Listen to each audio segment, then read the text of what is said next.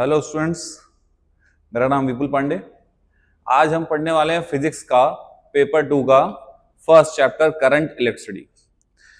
इसमें जो main topics हमको पढ़ना है वो है Kirchhoff first law, Kirchhoff second law, उसके बाद व्हीटस्टोन नेटवर्क है, व्हीटस्टोन ब्रिज है, उसके बाद पोटेंशियोमीटर वायर है। पोटेंशियोमीटर वायर के जो एप्लीकेशंस है उनको देखेंगे हम लोग, और सबसे लास्ट जो टॉपिक रहेगा वो हमारा रहेगा गैल्वेनोमीटर। ठीक है, जिसमें आप ये देखेंगे कि गैल्वेनोमीटर को कैसे एमीटर में कन्वर्ट करते हैं या गैल्वेनोमीटर को कैसे हम लोग वोल्ट मीटर में कन्वर्ट कर सकते हैं। ठीक है, तो इसका फटाक से एक बार पूरा चैप्टर हम लोग देख लेते हैं, एक बार रिवीजन कर लेते हैं इसकी। ठीक है, तो यहाँ पे करंट इलेक्ट्रिसिटी, तो सबसे पहले इसमें हमको पता होना चाहिए इलेक्ट्रिकल नेटवर्क क्या होता है।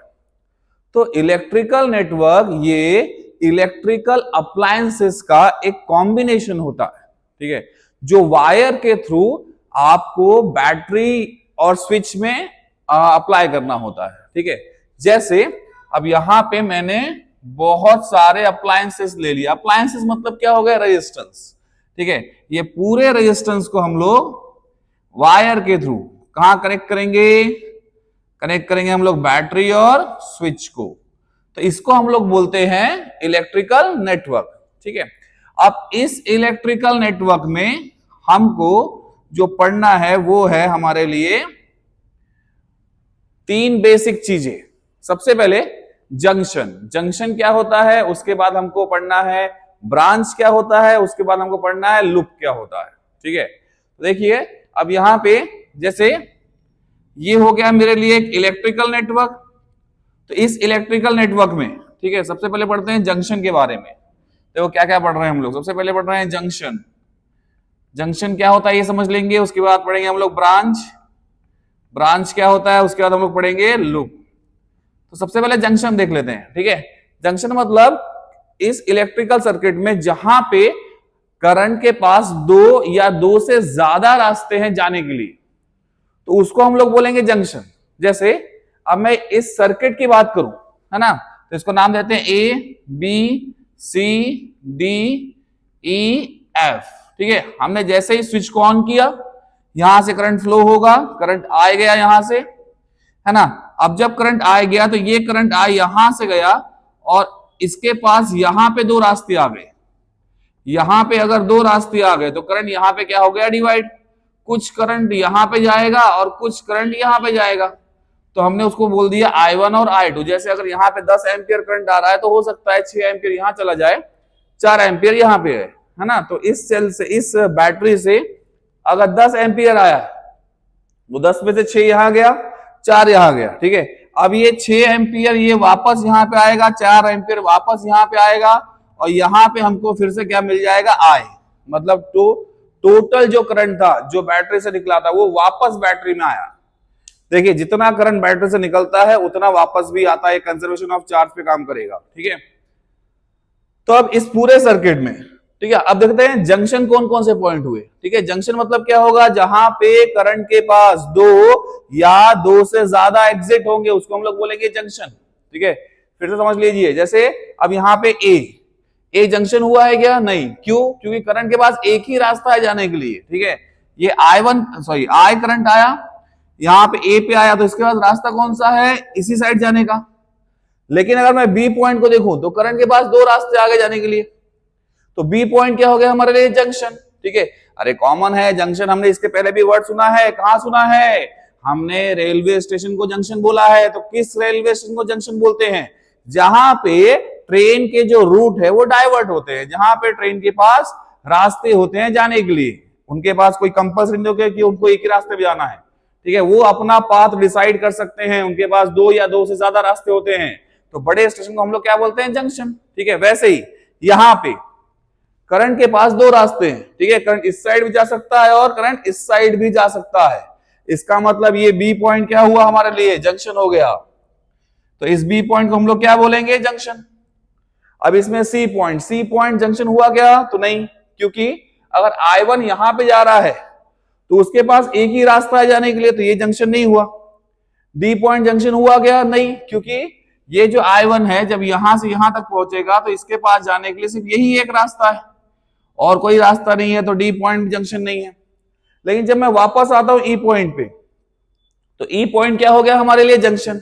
क्योंकि I1, ठीक है, I1 अब इस साइड से भी जा सकता है और इस साइड से भी जा सकता है, ठीक है। तो यहां पे करंट के लिए अगर मैं इंडिविजुअल करंट देखूं, सिर्फ I1 को देखूं, इसको ना देखूं, तो इस पॉइंट पे करंट के पास जाने के लिए कितने रास्ते हैं? दो रास्ते हैं, एक ये साइड और एक ये साइड। इसका मतलब इस सर्किट में ई पॉइंट क्या हो गया मेरे लिए?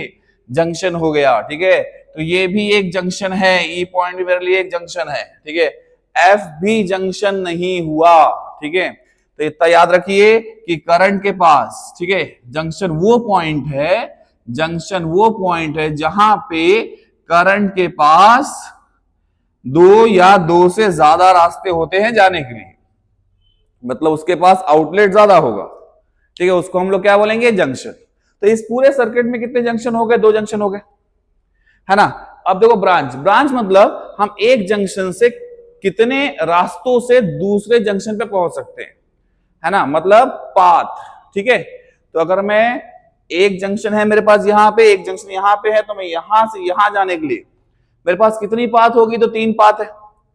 एक है बी सी डी ई और एक क्या है? बीई, और एक कौन सी पाथ है? बी ए एफ ई, ठीक है। तो यहां पे ब्रांचेस कितनी हो गई? तीन, एक ये ब्रांच, एक ये ब्रांच और एक ये ब्रांच, ठीक है। तो इसमें ब्रांचेस कितनी हो गई? तीन। उसके बाद लूप, लूप मतलब क्या होता है? Complete cycle. लूप मतलब क्या होगा? एक कंप्लीट साइकिल, ठीक है। देखो यहाँ पे कंप्लीट साइकिल कौन कौन से रहेंगे? कितने लूप है इसमें, है ना। तो मैं बोलूंगा एक लूप ये हुआ B C D E B, है ना, इसको हम लोग लूप बोलेंगे। क्या बोलेंगे? लूप। किसको? B C D E B.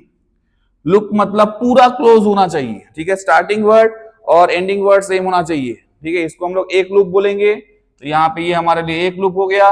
उसके बाद ये दूसरा लूप कौन सा? B E F A B, ये हमारे लिए हो गया दूसरा लूप, ठीक है। अच्छा, उसके बाद इसमें एक और लूप है, ठीक है, ये बड़ा वाला loop A B C D E F A, है ना। तो ये हमारे पास हो गया तीसरा लूप, ठीक है। लूप को आप कैसे भी घुमा लो वो सेम रहेगा। अगर मैंने ए से नहीं शुरू किया, बी से शुरू किया तो भी चलेगा, B C D E F A, या इसको बी, अगर आप इसको वापस भी घुमाते हो, है ना, B A F E D C B, तो भी ये वही लूप काउंट करेगा। इसकी पाथ चेंज नहीं हो रही, अगर रूट वही है तो आप उसको कहीं से भी घुमाओ, ठीक है, लूप वही रहेगा। लूप क्या रहेगा? हमारे लिए कांस्टेंट रहेगा, ठीक है। तो इस पूरे सर्किट में कितने लूप हो गए? तीन लूप हो गए, ठीक है। कौन कौन से? एक हो गया B C D E B, और एक कौन सा हो गया? B E F A B, और एक कौन सा हो गया? एक हो गया है B C D E F A B. तो लूप को आप कहीं से भी घुमा लो, ठीक है, तो लूप क्या रहेगा? सेम। समझ में आया? ठीक है। तो ये हम क्विक रिवीजन कर रहे हैं क्योंकि हमने ये चैप्टर ऑलरेडी अपने क्लास में पढ़ चुके हैं हम लोग, ठीक है, हम लोग इसको रिवाइज कर रहे हैं। समझ में आया? तो ये 3 पॉइंट याद रखना क्योंकि अब इसी पे लॉ बने हुए हैं, ठीक है। फर्स्ट जंक्शन पे किरचॉफ फर्स्ट लॉ है, उसके बाद लूप पे किरचॉफ सेकंड लॉ बना हुआ है, ठीक है। अब चलो लॉ पे आते हैं, लॉ के बारे में पढ़ते हैं। तो सबसे पहले किरचॉफ फर्स्ट लॉ, ठीक है, किरचॉफ फर्स्ट लॉ को ही हम लोग जंक्शन लॉ बोलते हैं। किरचॉफ फर्स्ट लॉ को ही हम लोग क्या बोलते हैं? Junction law.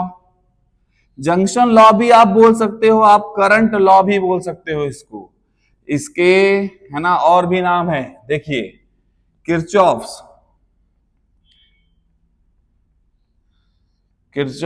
फर्स्ट लॉ, ठीक है, इसको आप और क्या बोल सकते हो? इसको आप करंट लॉ भी बोल सकते हो, करंट लॉ। और क्या बोल सकते हो इसको आप जंक्शन लॉ भी बोल सकते हो, ठीक है। जंक्शन लॉ इसलिए बोलते हैं क्योंकि ये जंक्शन पे अप्लाई करता है, ठीक है। और करंट लॉ इसलिए बोलते हैं क्योंकि ये करंट के लिए अप्लाई करता है, ठीक है। अब कैसे? अब एग्जाम में अगर क्वेश्चन आ गया state and explain Kirchhoff's first law, ठीक है, कभी कभी आता है state and explain Kirchhoff's junction law, तो आपको सेम ही लिखना है, ठीक है। तो हम लोग क्या करेंगे?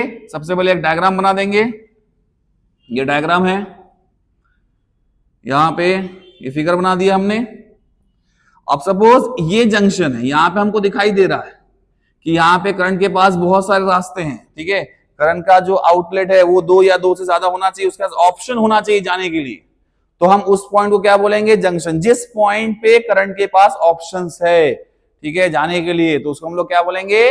जंक्शन बोलेंगे, ठीक है। तो यहाँ पे जैसे अब मैंने बोल दिया कि यहां से करंट आया I1, यहां पे आया I2, ठीक है, और यहां से गया I3, यहां से गया I4 और यहां से गया I5, ठीक है। ये मैंने दिखा दिया कि कुछ करंट एंटर कर रहा है और कुछ करंट लीव कर रहा है, ठीक है।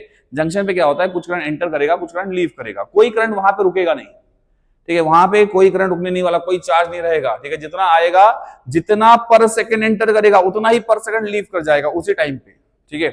कोई करंट वहां पे होता नहीं, ठीक है। तो यहां पे अब स्टेट एंड प्रूफ के लिए आ गया आपको क्वेश्चन, तो सबसे पहले क्या लिख देंगे? स्टेटमेंट। तो स्टेटमेंट क्या रहेगा? किरचॉफ लॉ का स्टेटमेंट क्या रहेगा? ठीक है, स्टेटमेंट ये होता है कि at junction summation of all the current is equal to 0, है ना। एट जंक्शन अगर आप पूरे करंट की सम करेंगे तो summation of all the current क्या रहेगा? 0 रहेगा, ठीक है। तो ये इसका स्टेटमेंट रहेगा। स्टेटमेंट आप लिख लेंगे, मैंने आपको बता दिया है, ऑलरेडी आपको नोट्स में दिए हुए हैं, ठीक है। ये सिर्फ हम रिवाइज कर रहे हैं, ठीक है। तो यहां पे स्टेटमेंट क्या बनेगा? At junction summation of all the current is equal to 0। पर ये जो समेशन होगा ये साइन के साथ होगा, साइन कन्वेंशंस के साथ 0 होगा, ठीक है। अब साइन कन्वेंशंस के कुछ रूल्स होंगे, ठीक है। अब वो साइन कन्वेंशंस के रूल क्या है? ठीक है, तो रूल बता देता हूं मैं, ठीक है। अब जंक्शन के पास, जंक्शन के तरफ जो करंट जाएगा, current entering the junction is positive and current leaving the junction is negative, ठीक है। जो करंट जंक्शन की तरफ जा रहा है वो पॉजिटिव रहेगा, जो करंट जंक्शन से दूर जा रहा है वो क्या रहेगा? नेगेटिव। जैसे यहाँ पे I1 क्या हुआ? पॉजिटिव। I2 क्या हो गया? पॉजिटिव। I3 और I4 I5 ये सब जंक्शन से दूर जा रहे हैं, तो ये क्या हो गए? नेगेटिव, ठीक है। तो यहाँ पे देखिए अब इनका समेशन करेंगे, ठीक है। चलो समेशन करते हैं साइन कन्वेंशन के हिसाब से।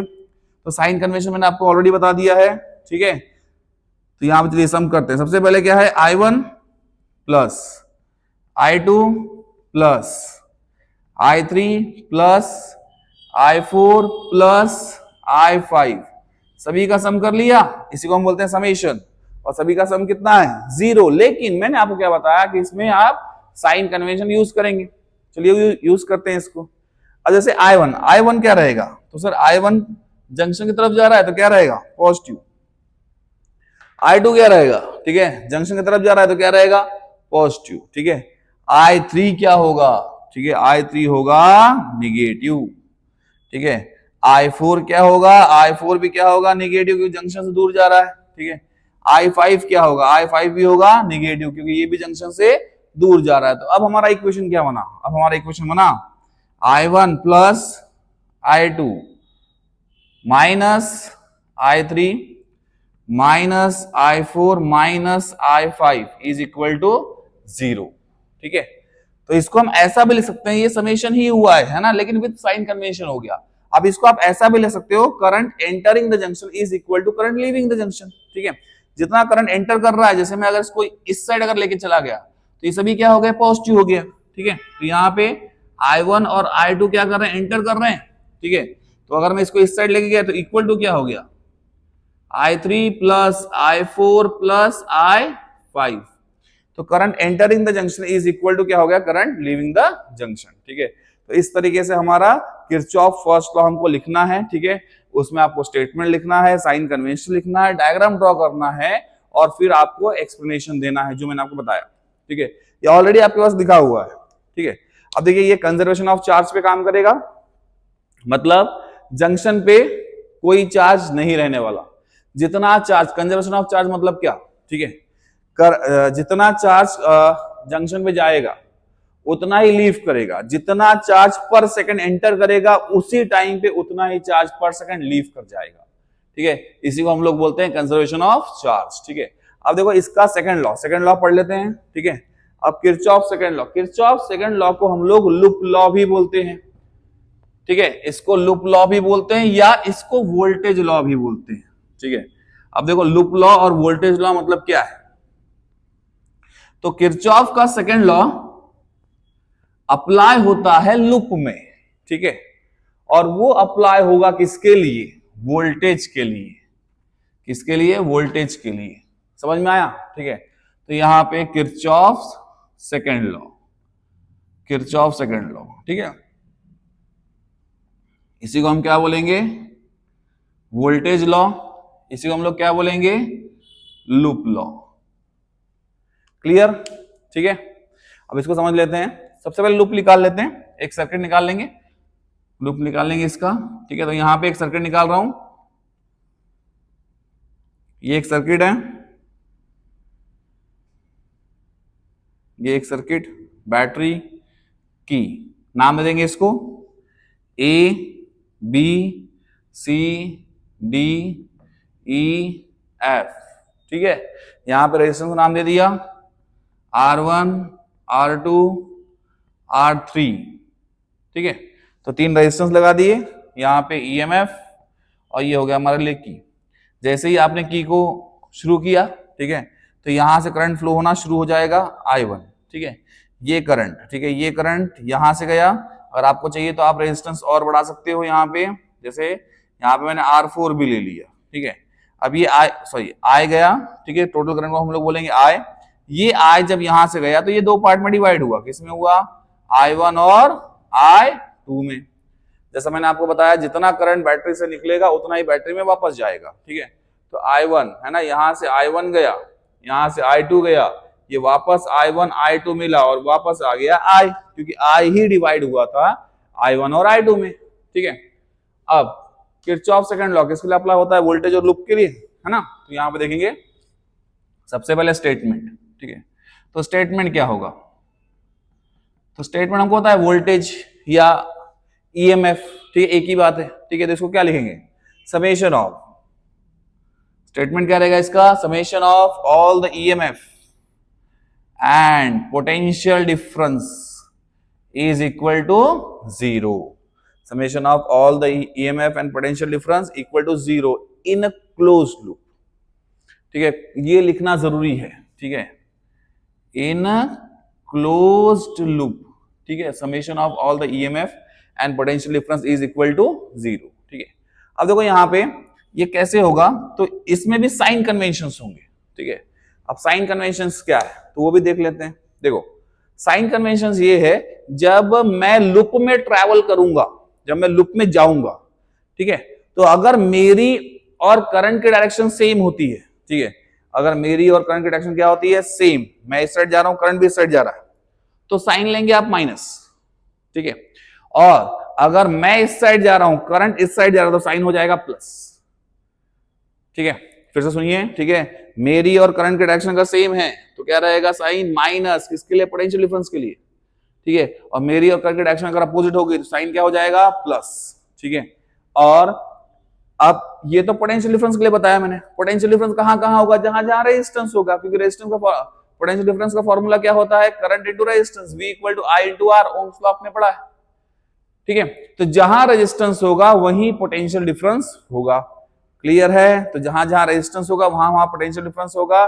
साइन कन्वेंशन मैंने बताया, अगर आपकी डायरेक्शन, ठीक है, और करंट की डायरेक्शन क्या रहेगी, सेम, तो साइन क्या रहेगा, माइनस, और अगर अपोजिट रहेगी तो साइन क्या हो जाएगा, प्लस, ठीक है। अब EMF के लिए क्या होगा, ठीक है, EMF के लिए ये होगा कि अगर हम लोग सेल में या बैटरी में, ठीक है, एक साइड से दूसरे साइड जंप कर रहे हैं, ठीक है, तो जिस साइड हम जंप करेंगे उसका साइन ले लेंगे। जैसे अगर मैं निगेटिव से पॉजिटिव में जा रहा हूं तो लास्ट वाला साइन क्या है, पॉजिटिव, तो मैं क्या लूंगा, पॉजिटिव, ठीक है। और अगर मैं पॉजिटिव से निगेटिव जा रहा हूं तो मैंने लास्ट में साइन क्या ले लिया, निगेटिव, तो क्या लेके चलूंगा, निगेटिव, ठीक है। अब ये बोलने से समझ में नहीं आया होगा तो एक बार इसको करके देखते हैं, चलिए करके देखते हैं। तो ये मैं आपको और अच्छे समझाने के लिए मैं आपको यहाँ पे 2 सेल ले लेता हूं, 2 EMF ले लेता हूं, ठीक है। तो एक EMF ये ले लेते हैं, एक EMF ये हो गया E1, ठीक है, एक EMF यहां लगा देता हूं, ठीक है, एक EMF यहां लगा देता हूं E2, अगर ये आपने कर लिया, ठीक है, तो यहाँ पे करंट कुछ इस तरीके से आएगा, एक बार देख लो, है ना। तो यहाँ पे करंट कुछ इस तरीके से आएगा, थोड़ा सा और मैंने इसमें लगा दिया है, ठीक है। तो यहाँ पे अब E1 से निकलेगा I1, ठीक है, E1 से क्या निकलेगा I1, ठीक है, और E2 इससे भी करंट निकलेगा, ये भी सोर्स है ना, ठीक है, ये भी सोर्स है, तो इससे क्या निकलेगा I2। अब ये I1 आया और ये I2 आया, दोनों यहां मिलेंगे और यहां पे पलट जाएंगे, ठीक है, I1 आया I2 आया, दोनों यहां हो जाएंगे, तो क्या हो जाएगा I1 प्लस I2 हो जाएगा, ठीक है। अब ये I1 I2 यहां से गया, वापस जब इस जंक्शन पे पहुंचा तो I1 कहां पलटेगा, यहां पे। क्यों यहां पलटेगा, क्योंकि ये E1 में से आया हुआ है, तो वापस कहां जाएगा E1 में, ठीक है। और इसमें से I2 कहां जाएगा, ये साइड, समझिए या नहीं समझिए, ठीक है। देखिए यहाँ पे E1 में से करंट क्या गया I1, E2 से करंट क्या गया I2, ठीक है। ये दोनों करंट कहां मिले, यहाँ पे, ठीक है। अब I1 इस साइड भी नहीं जाएगा और I2 इस साइड भी नहीं जाएगा, क्योंकि यहां से दूसरा करंट आ रहा है, ठीक है। तो यहाँ एंटर नहीं करेगा, ये यहाँ एंटर नहीं करेगा, दोनों के पास एक रास्ता हो गया, कौन सा, ये। तो ये दोनों कहां पलट जाएंगे, ये दोनों चले जाएंगे यहाँ पे, तो ये क्या हो गया I1 प्लस I2, ठीक है। उसके बाद यहाँ पे जब आएंगे तो ये अपने अपने पाथ पे चले जाएंगे, क्योंकि I1 सर किससे निकला था, E1 से, E1 की वजह से I1 आया था, तो I1 कहां जाएगा E1 में और I2 कहां जाएगा E2 में, ठीक है। अब चलिए एक लूप ले लेते हैं, जैसे मैं यहाँ पे एक लूप लेता हूं, ठीक है, और साइन कन्वेंशन के साथ इसको लगाएंगे, ठीक है। लूप ले लिया मैंने B, ठीक है, in a close loop, in closed loop, ठीक है। क्लोज लूप कौन सा ले ले, यहां पे कितने लूप है, 3 लूप है, ठीक है। एक कौन सा है B C D E B, ठीक है। एक कौन सा है, ठीक है, दूसरा, नेक्स्ट, ठीक है। आप यहां से भी शुरू कर सकते हो A B E F A, और कौन सा लूप है, एक बड़ा वाला loop A B C D E F A, ठीक है। तो कोई भी एक लूप में हम लोग Kirchhoff law, Kirchhoff second law apply करके देखते हैं, ठीक है। लूप ले लें, तो यहाँ पे एक लूप लेता हूं B C D E B, देखिए लूप क्या हो गया क्लोज्ड, है ना, आखिरी के 2 लेटर के आगे सेम, मतलब लूप क्या हो गया क्लोज्ड। चलो अप्लाई करते हैं, ठीक है। अब मैं कहां जा रहा हूं, मैंने ये पाथ डिसाइड किया है, मैं जो पाथ चुनूंगा उसी पे मैं चलूंगा, ठीक है। अगर आप जेई डिसाइड करते हैं तो जेई प्रॉपर करिए, नीट डिसाइड करते हो नीट प्रॉपर करिए, जो पाथ मैंने चुनी है उस पर चलने की जिम्मेदारी मेरी, ठीक है। तो मैं कहां गया, बी से सी पे गया, ठीक है।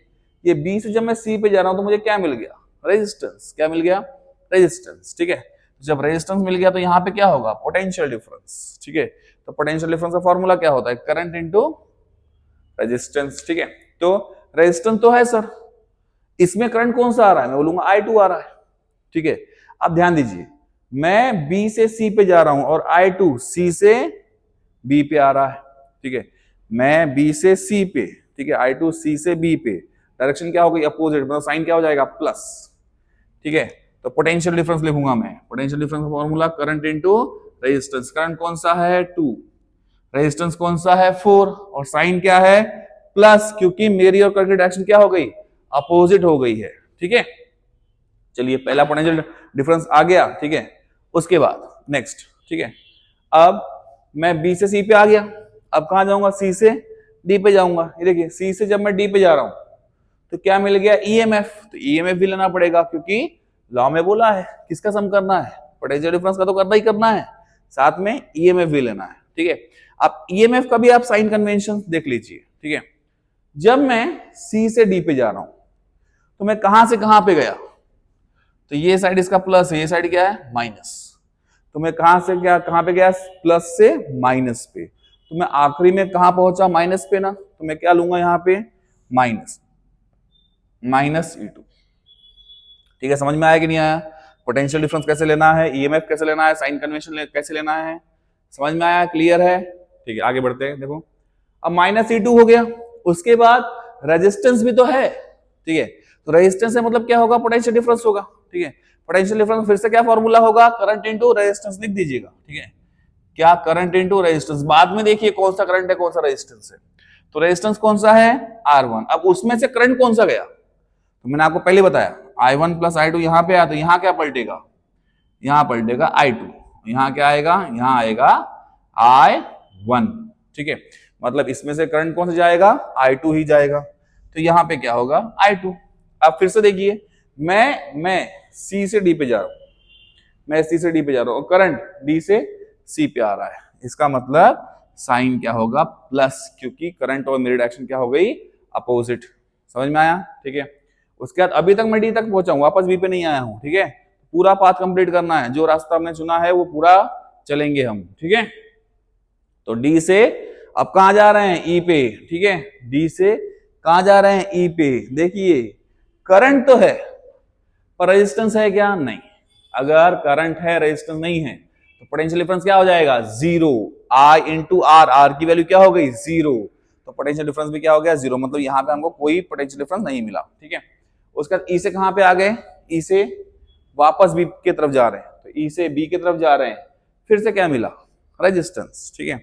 रेजिस्टेंस मिल गया मतलब पोटेंशियल डिफरेंस होगा। रेजिस्टेंस कितना है, R2, और उसमें से करंट कितना जा रहा है, तो मैं बोलूंगा I1 प्लस I2, ये दोनों जा रहा है। साइन कन्वेंशन क्या होगा, फिर से देखिए, मैं ई से बी की तरफ जा रहा हूं, ठीक है। तो करंट कहां जा रहा है, बी से ई की तरफ, ठीक है। तो डायरेक्शन क्या होगी, अपोजिट। डायरेक्शन अपोजिट होगी तो साइन क्या हो गया, प्लस। तो हम वापस आ गए बी पे, इसका मतलब अब पूरा लूप खत्म हो गया, ठीक है। जो हमने पाथ डिसाइड की थी वो पूरी कंप्लीट हो गई, तो इक्वल टू क्या हो गया, जीरो। इसी को हम बोलते हैं summation of all the potential difference and EMF is equal to zero, ठीक है। फटाफट एक लूप के लिए और कर देता हूं मैं आपके लिए, ठीक है। थर्ड लूप बचेगा वो आप करना, ठीक है। अब एक बड़ा वाला लूप ले लेते हैं, ठीक है। कहां से लू मैं, ए से लू या डी से लू, चलो एक अलग पाथ लेते हैं, डी से ले लेते हैं, ठीक है। तो डी, वो भी उल्टा घुमाता हूं, है ना, D C B A F E, वापस से डी। मैंने बताया आप लूप को कैसा भी घुमाओ, ठीक है, आंसर आपको सेम मिलने वाला है, ठीक है। उसमें डायरेक्शन से कोई फर्क नहीं पड़ेगा, आप ऐसा घूमो या ऐसा, क्लॉकवाइज या एंटी क्लॉकवाइज, ठीक है। क्लॉकवाइज घूमेगा तो साइन चेंज हो जाएगा, ठीक है, और एंटी क्लॉकवाइज में उसका अपोजिट। आंसर आपका जीरो ही आने वाला है। चलो कर लें एक बार, करके देखते हैं। चलो देखो यहाँ पे इन क्लोज्ड लूप डिसाइड कर लिया हमने पाथ, कौन सी, D C B A F E, वापस से आ गए डी पे, ठीक है। देखो लूप क्या हो गया, क्लोज्ड। एक बार फिर से देखो, D C B A F E D, path क्या हो गया, क्लोज्ड, ठीक है। चलो देखें, अब इस पे जितने भी पोटेंशियल डिफरेंस है, ईएमएफ है, ठीक है, उनका सभी का सम क्या करेंगे, जीरो विथ साइन कन्वेंशंस, ठीक है। तो यहां देखो साइन कन्वेंशंस। अब मैं जा रहा हूं कहां से, डी से जब मैं सी की तरफ जा रहा हूं, ठीक है, तो करंट भी कहां जा रहा है सर, करंट भी डी से सी की तरफ। तो मेरी और करंट की डायरेक्शन क्या हो गई, सेम। मतलब साइन क्या होगा, साइन हो जाएगा माइनस, ठीक है। सबसे पहले क्या है, रेजिस्टेंस, ठीक है। तो रेजिस्टेंस दिखा, कितना करंट गया सर उसमें से, R1 से गया सर I2, आ गया पोटेंशियल डिफरेंस, ठीक है। नेक्स्ट, उसके बाद ईएमएफ के लिए देखो, मैंने आपको बताया था कि जब आप यहां से यहां जंप करोगे तो आखिरी में क्या मिल गया, पॉजिटिव। तो यहां पे क्या लिखोगे, पॉजिटिव, क्या, E2, ठीक है। सी पे आ गए, सी से वापस कहां जा रहे हैं, सॉरी सी से कहां जा रहे हैं, बी की तरफ, ठीक है। सी से बी की तरफ जा रहे हैं तो बीच में कौन मिल गया, रेजिस्टेंस। फिर से पोटेंशियल डिफरेंस लगाएंगे, ठीक है। तो फिर से I इंटू आर, देखिए रेजिस्टेंस कौन सा है, 4, करंट कौन सा है, I2। करंट और मेरी डायरेक्शन सेम है क्या, मैं सी से बी पे जा रहा हूं और मैं सी से बी पे, करंट भी सी से बी पे, यस सेम है, मतलब साइन क्या रहेगा, माइनस, ठीक है। उसके बाद बी से कहां गया मैं, ए पे, बी से कहां गया, ए पे, कुछ मिला क्या, नहीं मिला, रेजिस्टेंस नहीं है, मतलब पोटेंशियल डिफरेंस नहीं है। फिर ए से कहां जा रहा हूं मैं, एफ पे, ए से एफ पे जा रहा हूं, ठीक है। जब मैं ए से एफ पे जा रहा हूं तो आप देखिए करंट इस साइड जा रहा है और मैं इस साइड जा रहा हूं, मतलब डायरेक्शन क्या हो गई, अपोजिट। मतलब क्या आ जाएगा, प्लस, ठीक है। प्लस क्या रहेगा, करंट क्या है, करंट है I1, रेजिस्टेंस क्या है, R3।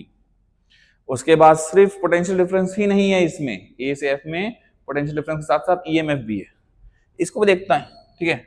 ये प्लस और ये माइनस। तो जब मैं यहां जा रहा था तो मैं यहां से गया प्लस से होते हुए, आखिरी में मैंने जंप किया यहां पे, तो यहां पे लास्ट में क्या मिल गया, माइनस। तो वही ले लेंगे, ठीक है। तो क्या रहेगा माइनस, है ना, माइनस E1, माइनस E1, ठीक है। F तक आ गए, ठीक है। F से कहां जाएंगे सर, E की तरफ, F से E की तरफ कुछ भी नहीं है, ठीक है। रेजिस्टेंस नहीं मतलब कुछ नहीं है, ठीक है। उसके बाद E से D की तरफ भी कुछ नहीं है, वापस आ गए। तो इक्वल टू क्या लिख दिया हमने, इक्वल टू 0, ठीक है। क्लियर है, बचा हुआ एक लूप आप कर लेंगे, तो यहाँ पे हमारा किरचॉफ सेकंड लॉ खत्म हो गया, ठीक है। तो विद साइन कन्वेंशन आप पढ़ लीजिएगा पूरी थ्योरी।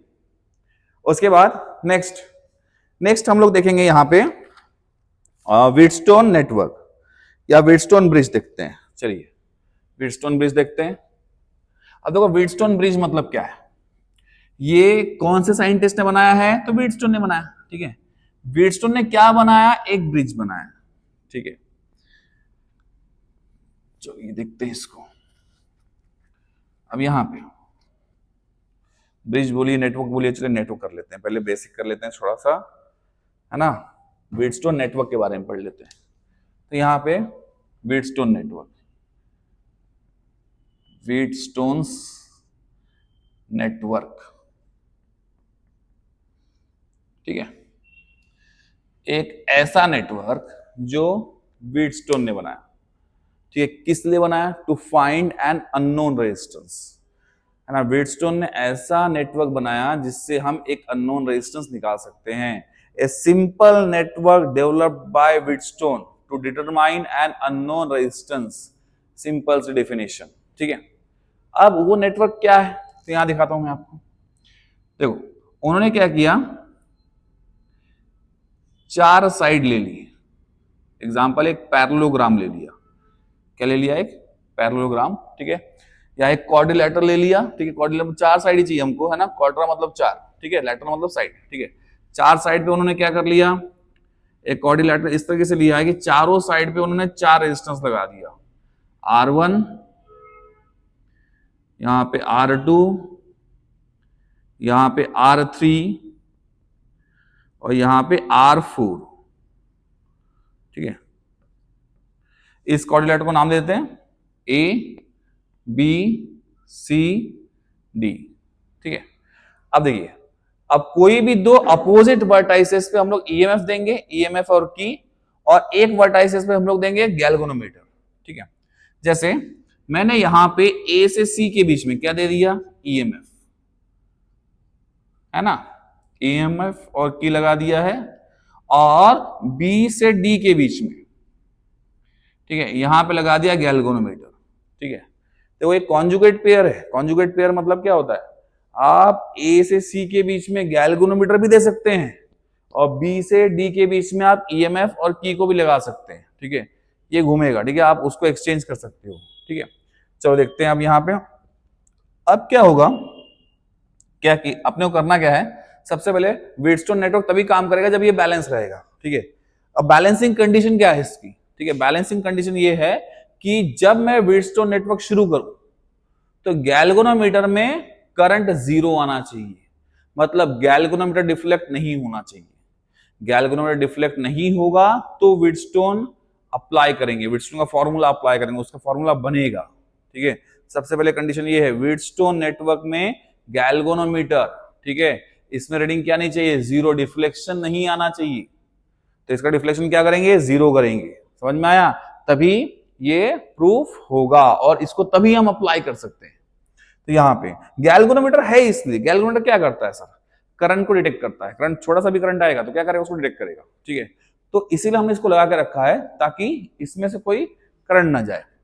मेन बेसिक है ना कि sir potential at B equal to क्या करना है, potential at D.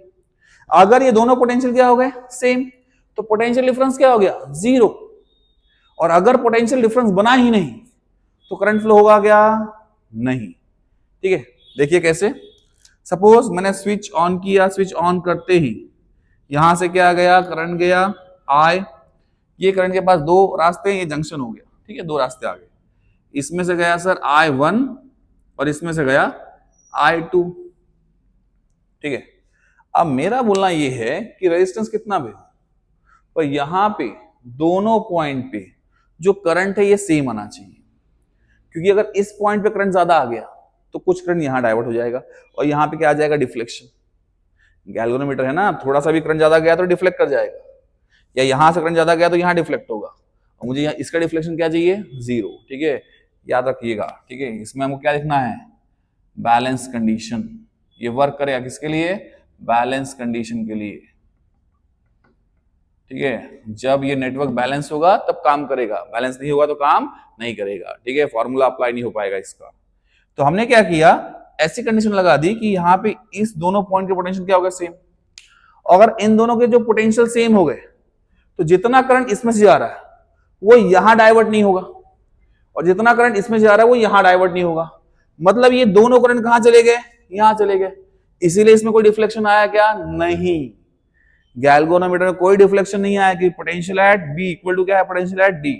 Balance condition मतलब क्या है, potential at B equal to potential at D, है ना। मतलब गैल्वेनोमीटर में रीडिंग क्या आ गई, 0, ठीक है, ये नल डिफ्लेक्शन आया, ठीक है। तो I1 ही इसमें आया और I2 ही इसमें आया, ठीक है, और ये I1 I2 वापस कंबाइन होकर क्या बन जाएंगे, I, और जो कि I इसमें आ जाएगा वापस, जितना करंट गया I उतना ही क्या आ गया वापस, ठीक है।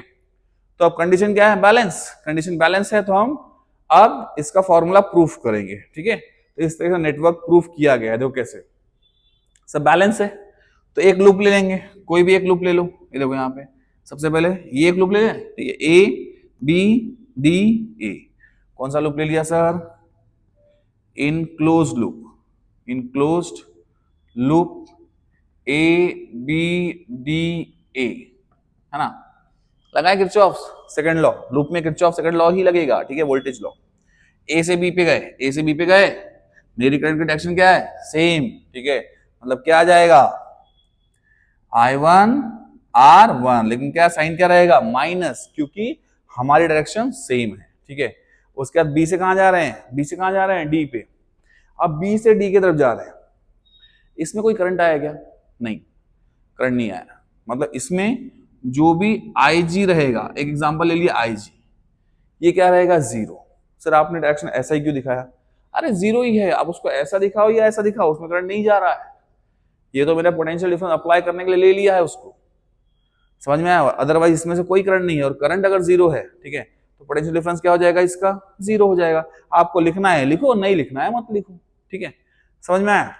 तो मैं यहाँ पे इसको नहीं लिखता हूँ, क्योंकि इसमें से करंट क्या है सर, 0, बैलेंस कंडीशन है, IG की वैल्यू क्या रहेगी, 0, ठीक है। IG की वैल्यू क्या हो जाएगी, करंट इन गैल्वेनोमीटर क्या हो जाएगा, 0, इसमें से कोई करंट नहीं जाएगा। IG की वैल्यू क्या है सर, 0, समझ में आया। तो इसको लिखने की जरूरत नहीं है, नहीं लेता मैं इसको, 0 ही है सर। तो बी से डी पे आ गए, डी से कहां जा रहे हैं सर, ए पे, ठीक है, डी से ए पे जा रहे हैं, तो मेरी और करंट की डायरेक्शन क्या होगी, अपोजिट, साइन क्या हो गया सर, प्लस, ठीक है। करंट इनटू रेजिस्टेंस, करंट कितना है, मैं बोलूंगा करंट है इसमें I2, रेजिस्टेंस कितना है R4, ठीक है, इक्वल टू क्या आ गया सर, 0 हो गया। उसके बाद next, enclosed loop, second loop लें, देखो बी सी डी बी, क्या ले लिया, बी सी डी बी, ये क्लोज लूप ले लिया, ठीक है। इसमें अप्लाई करो किरचॉफ सेकंड लॉ, देखो बी से सी पे गए, डायरेक्शन क्या है, सेम, मतलब साइन क्या रहेगा, माइनस, है ना, I1 R2। उसके बाद सी से कहां जा रहे हैं, सी से जा रहे हैं डी पे, डायरेक्शन क्या होगी, अपोजिट, मैं इस साइड जा रहा हूं, करंट इस साइड, तो क्या रहेगा सर, प्लस, है ना, I2 R3 इक्वल टू क्या हो गया, 0। इक्वेशन 1 इक्वेशन 2, दोनों इक्वेशन को यूज करेंगे, इक्वेशन 1 डिवाइडेड बाय इक्वेशन 2, है ना, इक्वेशन 1 डिवाइडेड बाय इक्वेशन 2, चलो डिवाइड कर देते हैं, ठीक है। यहाँ पे सबसे पहले है ना, क्या करते हैं, इसको इस साइड लेते हैं, एक इक्वेशन बनता है माइनस I1 R1, ये इस साइड चले जाएगा तो क्या हो जाएगा, माइनस I2 R4, ठीक है, ये इक्वेशन 1 इसको ले लेता हूं, ठीक है। तो ये माइनस माइनस क्या हो जाएगा, कैंसिल, सेम यहां पे करता हूं, है ना, minus I1 R2 equal to minus, ये जब इस साइड जाएगा तो क्या हो जाएगा, माइनस, है ना, I2 R3, और इक्वेशन 2 इसको ले लिया, ठीक है। अब क्या करता हूं, इसका भी माइनस क्या हो जाएगा, कैंसल। अब डिवाइड करते हैं, ठीक है। Equation 1 divided by equation 2, divide कर दिया। चलिए इक्वेशन 1 क्या है, I1 R1 equal to I2 R4, ठीक है। नीचे वाला इक्वेशन I1 R2 नीचे I2 R3, देखो equation 1 equation 2, I2 cancel, I1 cancel, तो क्या फॉर्मूला आ गया, R1 upon R2 equal to R4 upon R3।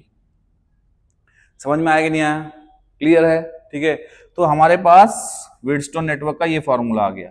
अब इसमें से अगर आपके पास 3 रेजिस्टेंस नोन है, एक अगर अननोन है तो आप निकाल सकते हैं, अरे उसी के लिए तो फॉर्मूला है, ठीक है। क्या डेफिनेशन बताई थी मैंने व्हीटस्टोन नेटवर्क की, a simple circuit developed by Wheatstone to determine an unknown resistance. एक सिंपल नेटवर्क व्हीटस्टोन ने बनाया है जिससे हम एक अननोन रेजिस्टेंस निकाल सकते हैं। अगर 3 नोन है और एक अननोन है तो आप निकाल सकते हो, समझ में आ गया, ठीक है। अब इसमें क्या है, आप उसको अलग अलग नाम दे सकते हो, जैसे इसका नाम हो गया सर P, इसको आप P दे सकते हो, इसका नाम क्या हो गया Q, इसका नाम क्या हो गया सर R, इसका नाम क्या हो गया S। अब फॉर्मूला क्या बन जाएगा, अब फॉर्मूला इस रेजिस्टेंस नाम पे बन जाएगा, क्या, P upon Q equal to, है ना, S अपॉन R।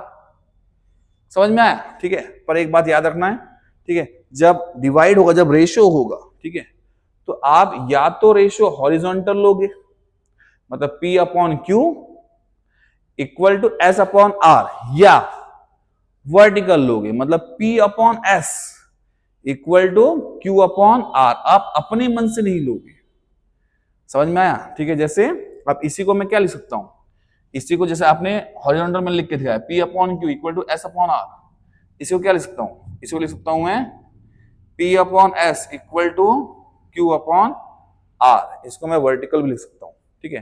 तो वो हुआ वही, ये S इस साइड आ गया, ये Q इस साइड चले गया, हुआ वही, उसमें कोई फर्क नहीं है, ठीक है। क्लियर है, समझ में आया सभी को। चलो आगे करते हैं हम, नेक्स्ट आ गया होगा सभी को समझ में, लिख लीजिएगा इसको, ठीक है। उसके बाद नेक्स्ट है व्हीटस्टोन मीटर ब्रिज। तो व्हीटस्टोन मीटर ब्रिज को एक बार पढ़ लेते हैं कि व्हीटस्टोन मीटर ब्रिज क्या है। अब व्हीटस्टोन मीटर ब्रिज इसी का एक प्रिंसिपल है, इसी से बना हुआ है, ठीक है। इसके बाद है ना मैक्सिमम जो भी डिवाइसेस रहेंगे वो इसी के एप्लीकेशन है, उसमें सब यही यूज होगा, ठीक है। चलो देख लेते हैं। तो व्हीटस्टोन मीटर ब्रिज, देखो क्या है Wheatstone meter bridge, Wheatstone meter bridge, है ना। तो व्हीटस्टोन मीटर ब्रिज क्या है कि हमने एक, है ना, एक मीटर ब्रिज बनाया है। मीटर ब्रिज मतलब क्या हो गया, हमने एक वायर ले लिया, है ना, कितने मीटर का, 1 मीटर का, इसलिए इसको मीटर ब्रिज बोला गया, ठीक है। 1 मीटर का वायर लिया, ठीक है, उसको एक वुडन स्केल पे लगा दिया है। वुडन स्केल मतलब वो 100 सेंटीमीटर की स्केल, सिंपल सा, ठीक है। 100 सेंटीमीटर की स्केल मतलब 1 मीटर की स्केल, बराबर जितना वायर रहेगा उतनी क्या रहेगी स्केल, ताकि हम उसकी रीडिंग काउंट कर सकें, ठीक है। ये 0 से लेके तो 100 सेंटीमीटर, क्लियर, ठीक है। अब वायर तो ले लिया हमने, ये यूनिफॉर्म वायर है, ठीक है, याद रखो यूनिफॉर्म लेना है, ठीक है, नॉन यूनिफॉर्म नहीं लेना है। तो यूनिफॉर्म वायर और नॉन यूनिफॉर्म वायर में क्या फर्क है, यूनिफॉर्म वायर का जो क्रॉस सेक्शन होगा ना वो इक्वल रहेगा, यूनिफॉर्म वायर का क्रॉस सेक्शन क्या रहेगा, इक्वल, ठीक है, देखो इक्वल रहेगा। नॉन यूनिफॉर्म कैसा रहेगा सर, ये ऐसा, एक जगह पे है ना ज्यादा विड्थ तो एक जगह पे क्या होगी कम, तो इस पे वर्क नहीं करना है, यूनिफॉर्म वायर लेना है, ठीक है। यूनिफॉर्म मतलब क्या होता है, सेम। आपको स्कूल में यूनिफॉर्म मिलता है ना, कॉलेज में आपको यूनिफॉर्म मिलता है, क्यों मिलता है, ताकि आप सब लोग सेम दिखाई दो, क्लियर है। चलो अब यहां पे शुरू करते हैं मीटर पे। मीटर वायर पे क्या करना है सर, ब्रिज बनाना है, लिखा हुआ है मीटर ब्रिज, ठीक है। तो इसमें क्या बनाएंगे सर, ब्रिज। तो यहाँ पे 2, है ना, एल शेप कॉपर स्ट्रिप लगा देंगे दोनों एंड पे, एक कॉपर स्ट्रिप ये लगा दिया, एक कॉपर स्ट्रिप ये लगा दिया, क्लियर है। बीच में क्या लगा देंगे, एक स्ट्रेट कॉपर स्ट्रिप, क्लियर है सभी को, ठीक है। अब यहां पे एक रेजिस्टेंस ले लिया, सपोज ये नॉन रेजिस्टेंस है R1, या रेजिस्टेंस बॉक्स ले लिया, ये नोन है, ये इसका मुझे रेजिस्टेंस पता है, ठीक है, आर ले लिया, और यहां पे एक अननोन रेजिस्टेंस ले लिया, ठीक है, एक अननोन रेजिस्टेंस ले लिया एक्स। क्लियर है, सभी को समझ में आया? तो व्हीटस्टोन मीटर ब्रिज, ठीक है, ये ऐसा मीटर ब्रिज है, ठीक है, जिसमें हम अननोन रेजिस्टेंस निकाल सकते हैं, ठीक है। आपको प्रिंसिपल सेम लेना है, प्रिंसिपल क्या लेना है आपको? सेम, ठीक है। चलो देखते हैं कैसे। इसका फोन है, हाँ, देख लें एक बार, देख लेते हैं यहां पे। तो एक नॉन रेजिस्टेंस है, रेजिस्टेंस बॉक्स भी आप यूज कर सकते हो, क्लियर है, और एक अननोन है, ये हम निकाल लेंगे, ठीक है। कैसे निकालेंगे? देखो, अब इस दोनों एंड को, इसको नाम दे दिया ए, है ना, इस पॉइंट को नाम दिया बी, इस पॉइंट को नाम दिया सी, ठीक है। इस दोनों एंड को हमने क्या अप्लाई कर दिया? ईएमएफ। क्या अप्लाई कर दिया? ईएमएफ, ठीक है। यहाँ पे की अप्लाई कर दिया, ठीक है, लगा दिया इसको, और यहाँ पे चाहो तो एक वेरिएबल रेजिस्टेंस बॉक्स भी लगा लो, है ना, क्लियर है, आरएच रेजिस्टेंस बॉक्स, ये सिंबल है ना, यहाँ पे ईएमएफ, यहाँ पे की। अब यहाँ पे आपको है ना बी के पास एक गैल्वेनोमीटर लगाना है, जिसके दूसरे एंड पे रहेगा एक जॉकी, है ना। अब जैसे ही आप क्या करोगे, इस को शुरू करोगे, ठीक है, तो यहां से करंट फ्लो होना शुरू हो जाएगा, यहां से करंट फ्लो होगा, ये जैसे ही यहां जाएगा, ठीक है। अब ये दो पार्ट में डिवाइड होगा, एक ये पार्ट और एक ये पार्ट। अब करना क्या है? करना ये है मीटर ब्रिज में, है ना, कि आपको ये जॉकी है, इसको मीटर वायर पे टच करना है। क्या करना है? इसको मीटर वायर पे टच करना है, और इसका बैलेंसिंग पॉइंट निकालना है। तो फिर से मैं बता रहा हूं, बैलेंसिंग कंडीशन, बैलेंसिंग पॉइंट मतलब कहाँ क्या होता है? जहां पे गैल्वेनोमीटर की रीडिंग क्या हो जाएगी? 0, उसी को हम लोग क्या बोलेंगे? बैलेंसिंग पॉइंट, ठीक है। तो हमने एक पॉइंट निकाल लिया, सपोज मैंने इसको यहां पे टच किया, तो यहां पे टच करने से, ठीक है, मुझे गैल्वेनोमीटर में डिफ्लेक्शन मिला, ये डिफ्लेक्शन आ गया, 0 नहीं आया, तो क्या आ गया सर? डिफ्लेक्शन आ गया। और अगर मैं इसको और आगे टच कर रहा हूं, ठीक है, तो डिफ्लेक्शन और आगे जा रहा है, तो मैं आगे जाऊंगा क्या? नहीं, मैं कहा जाऊंगा? पीछे। कहा जाऊंगा? पीछे, ठीक है। जब मैंने यहां टच किया तो डिफ्लेक्शन कम हो गया, जब मैंने और यहां टच किया तो डिफ्लेक्शन क्या हो गया? 0। तो मुझे एक ऐसा पॉइंट मिल गया, ठीक है, मुझे, है ना, ऐसा टच करते करते एक ऐसा पॉइंट मिल गया कि जहां पे गैल्वेनोमीटर का डिफ्लेक्शन क्या हो गया? 0। समझ में आ रहा है? आपने पूरे वायर में टच किया, ठीक है, एक पॉइंट ऐसा मिलेगा जहां पे डिफ्लेक्शन क्या हो जाएगा? गैल्वेनोमीटर का 0 हो जाएगा, और वही पॉइंट आपके लिए क्या होगा? Balancing point. उसको एक नाम दे दिया डी। अब ये बैलेंसिंग पॉइंट हो गया, मतलब यहाँ पे गैल्वेनोमीटर में रीडिंग क्या आ गई? रीडिंग आ गई इस पे 0। समझ में आया? ठीक है। तो एक तरीके से ये एप्लीकेशन है, किसका एप्लीकेशन है सर? व्हीटस्टोन नेटवर्क का। वहां पे भी सेम ही था, अगर आप देखोगे तो वहां पे भी आपको सेम ही मिलेगा। एक बार मैं आपको दिखा देता हूं, ठीक है, कि इसका और उसका कंस्ट्रक्शन क्या रहेगा? लगभग सेम रहेगा। चलो देख लेते हैं फटाफट, है ना। देखिए कैसे, यहां पे है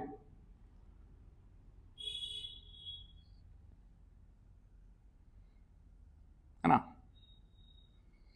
हमने ऐसे बना था, व्हीटस्टोन नेटवर्क को ऐसे बनाया था ना, यस, ई। देखिए यहां पे ये गैल्वेनोमीटर लगा दिया था यहां पे, ठीक है, इसको नाम दिया ए, है ना, इसको नाम देते हैं सी, इसको नाम बी, और इसको नाम डी। सेम ही तो कंस्ट्रक्शन है, सेम ही तो है। देखिए यहां पे, ये देखिए, ए से सी के बीच में क्या लगा हुआ? ईएमएफ और की। ए सी के बीच में क्या लगा हुआ? ईएमएफ और की। देखो ए सी के बीच ईएमएफ और की। उसके बाद बी से डी के बीच में क्या है? गैल्वेनोमीटर। तो बी से डी के बीच में क्या है? गैल्वेनोमीटर, ठीक है। अब ए से बी के बीच में एक रेजिस्टेंस है, बराबर। बी से सी के बीच में एक रेजिस्टेंस है, बराबर, ठीक है। सर ए से डी के बीच में तो रेजिस्टेंस है, तो यस, तो यहां पे भी ए से डी के बीच में भी रेजिस्टेंस है। किसका रेजिस्टेंस है? Resistance in wire AD. किसका रेजिस्टेंस है? Resistance in wire AD. और सर सी से डी के बीच में भी रेजिस्टेंस है, तो यहां पे भी है, ठीक है। किसका रेजिस्टेंस है sir? Resistance in wire DC. तो अगर आप देखो तो डायग्राम वही है, मतलब मेन कंसेप्ट वही है, ठीक है, थोड़ा सा भी चेंज किया गया है, बाकी सब कुछ सेम है।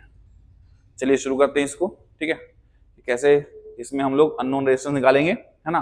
तो यहाँ पे फिर से देखिए, अब यहाँ पे पूरा सर्किट क्या हो गया, बैलेंस हो गया, मतलब एक बैलेंसिंग पॉइंट मिल गया, मतलब जी में से करंट क्या जा रहा है, जीरो, मतलब डिफ्लेक्शन क्या हो गया, नल, ठीक है, जीरो हो गया, ठीक है। तो ये हो गया सर बैलेंस, बैलेंस हो गया। तो आप क्या करेंगे सर, यहाँ पे है ना, यहाँ पे हम लोग सेम लगाएंगे कि सर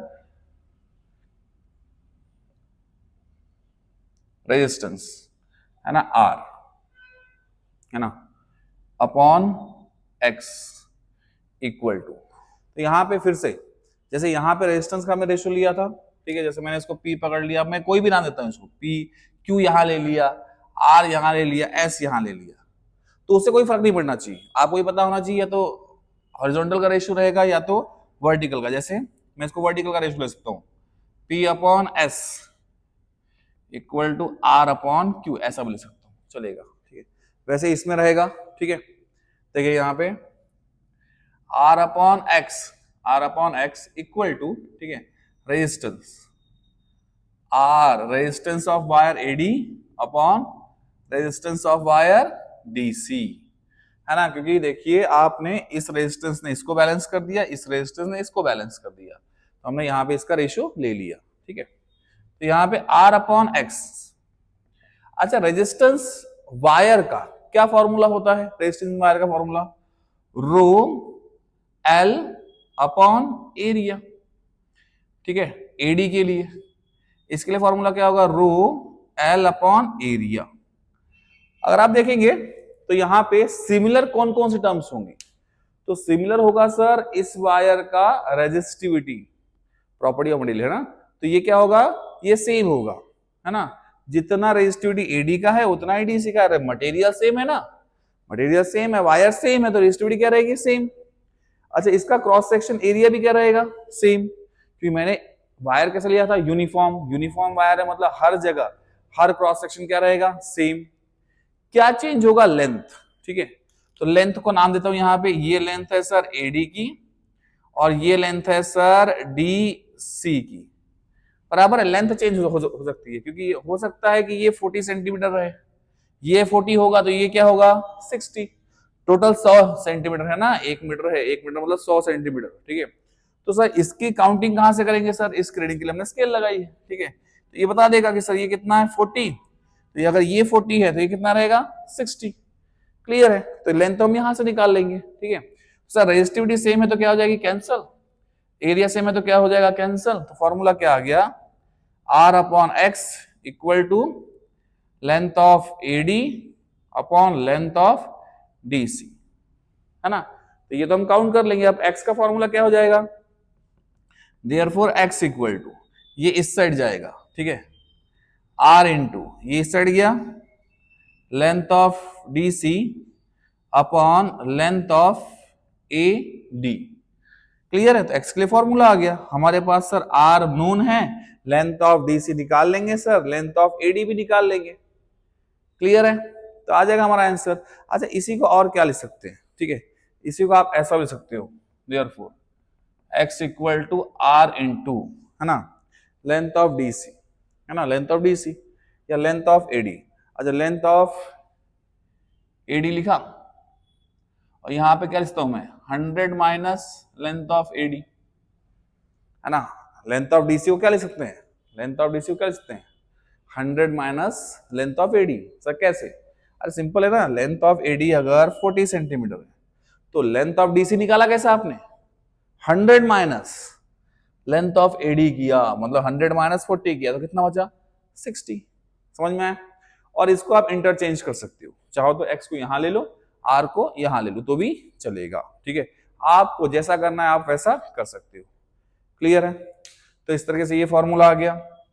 अब अगर इसमें सर, है ना, x यहां होता, r यहां होता, ठीक है, अगर सर अननोन रेजिस्टेंस यहां होता और r कहां होता सर, यहां पे एक नॉन रेजिस्टेंस यहां होता, अब फॉर्मूला क्या बनता, सिंपल है, ठीक है, क्या बनता sir, x upon r equal to length of AD upon length of DC, है ना, देखो x के नीचे लेंथ ऑफ एडी, r के पास लेंथ ऑफ डीसी, वही बनाया हुआ है, इसका रेशियो ले लिया, इसका रेशियो ले लिया।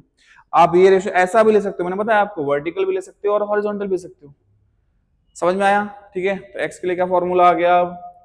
अब एक्स के लिए फॉर्मूला ऐसा बन गया, R into length of AD upon length of DC, है ना, R into length of AD, length of DC को कह सकता हूं मैं 100 minus length of AD.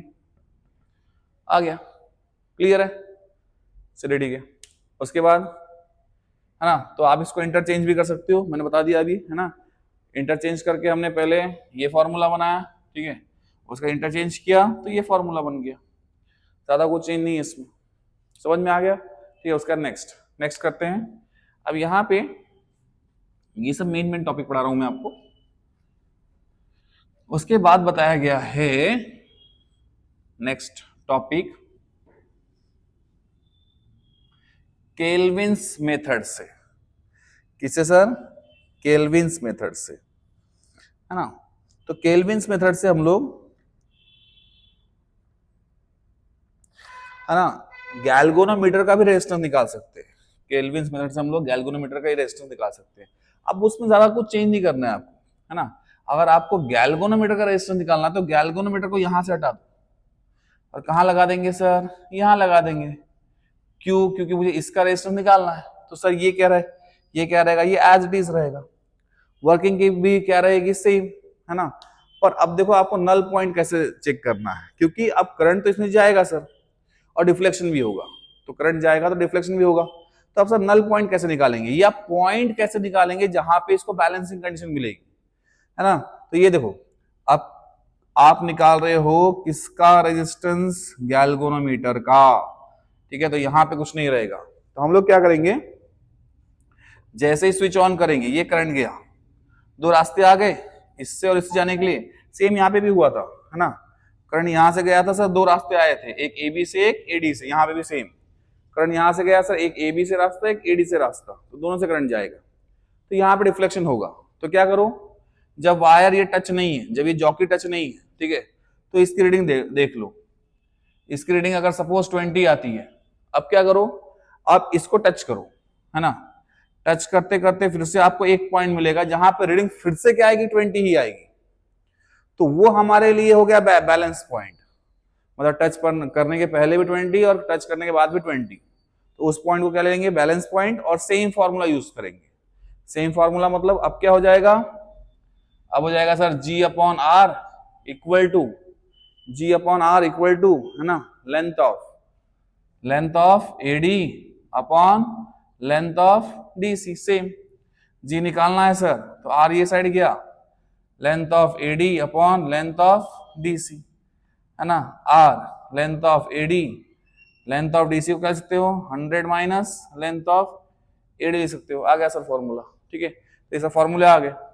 Next topic है पोटेंशियोमीटर। तो पोटेंशियोमीटर ले लेते हैं, ठीक है। इस लेक्चर में न्यूमेरिकल्स नहीं ले रहा हूं, ठीक है। न्यूमेरिकल के लिए हम एक अलग लेक्चर ले लेंगे। अभी सिर्फ हम लोग पूरा चैप्टर रिवाइज कर रहे हैं शॉर्ट में एक बार, ठीक है। मैंने बताया है आपको रिवीजन है, ठीक है। रिवीजन मतलब, ठीक है, आप पढ़ेंगे पूरा, उसके बाद ये देखेंगे। एक बार क्विक रिवाइज कर रहा हूं मैं पूरा, ठीक है। देखो यहाँ पे आप, उसके बाद नेक्स्ट पढ़ते हैं पोटेंशियोमीटर, है ना। अब देखिए पोटेंशियोमीटर मतलब क्या है। तो यहाँ पे पोटेंशियोमीटर का जो प्रिंसिपल है ये है कि जब जैसे जैसे लेंथ कम होगी वैसे वैसे क्या होगा?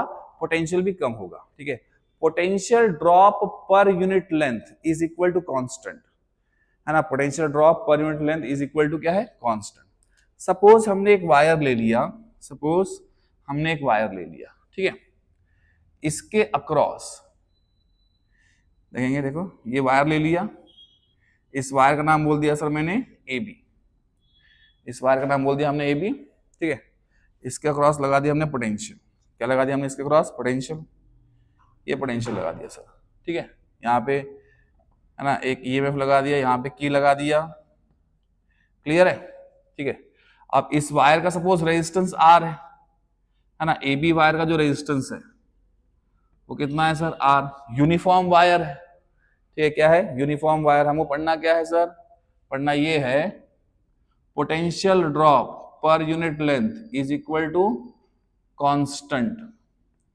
मतलब जैसे जैसे पोटेंशियल कम होगा, ठीक है, वैसे वैसे लेंथ भी कम होगी, या जैसे जैसे लेंथ कम होगी वैसे वैसे पोटेंशियल भी क्या होगा, कम। ठीक है, इसको आप ऐसा भी लिख सकते हो, ठीक है, कि पोटेंशियल है ना, जैसे V directly proportional to L। V depend किस पे करेगा, L पे।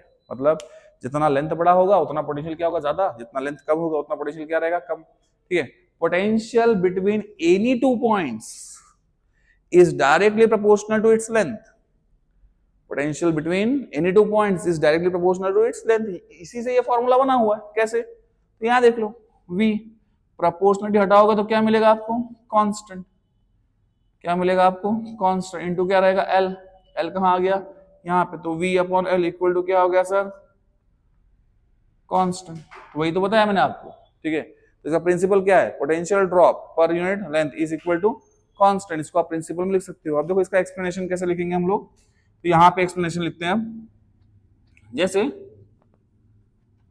अब यहाँ पे हमने क्या कर लिया, हमको ये पता है सर ए बी का पोटेंशियल कितना है, सॉरी रेजिस्टेंस कितना है, आर। ठीक है, तो सर इसका रेजिस्टेंस और इसका पोटेंशियल, जैसे इसका पोटेंशियल आ गया सर वी ए बी और रेजिस्टेंस कितना है सर आर। ठीक है, अब हमने एक पॉइंट ले लिया पी, इसके अक्रॉस कितना पोटेंशियल है सर, मैं बोलूंगा लेंथ कम है तो पोटेंशियल भी क्या होगा, चेंज होगा। तो पोटेंशियल किसके अक्रॉस आ गया, एपी के अक्रॉस। ठीक है, और सर लेंथ चेंज हुआ है तो रेजिस्टेंस भी चेंज होगा। ठीक है, तो एक काम करते हैं, ए बी के अक्रॉस जो रेजिस्टेंस है आर ए बी लेते हैं। ठीक है, और एपी के अक्रॉस जो रेजिस्टेंस है उसको आर ए पी लेते हैं। चलो प्रूफ करें अब। ठीक है, सबसे पहले for A B, for wire A B wire के लिए, है ना, ए बी वायर के लिए फॉर्मूला निकालते हैं कि सर ए बी वायर के लिए पोटेंशियल का फॉर्मूला क्या होगा। तो मैं बोलूंगा current into resistance R A B.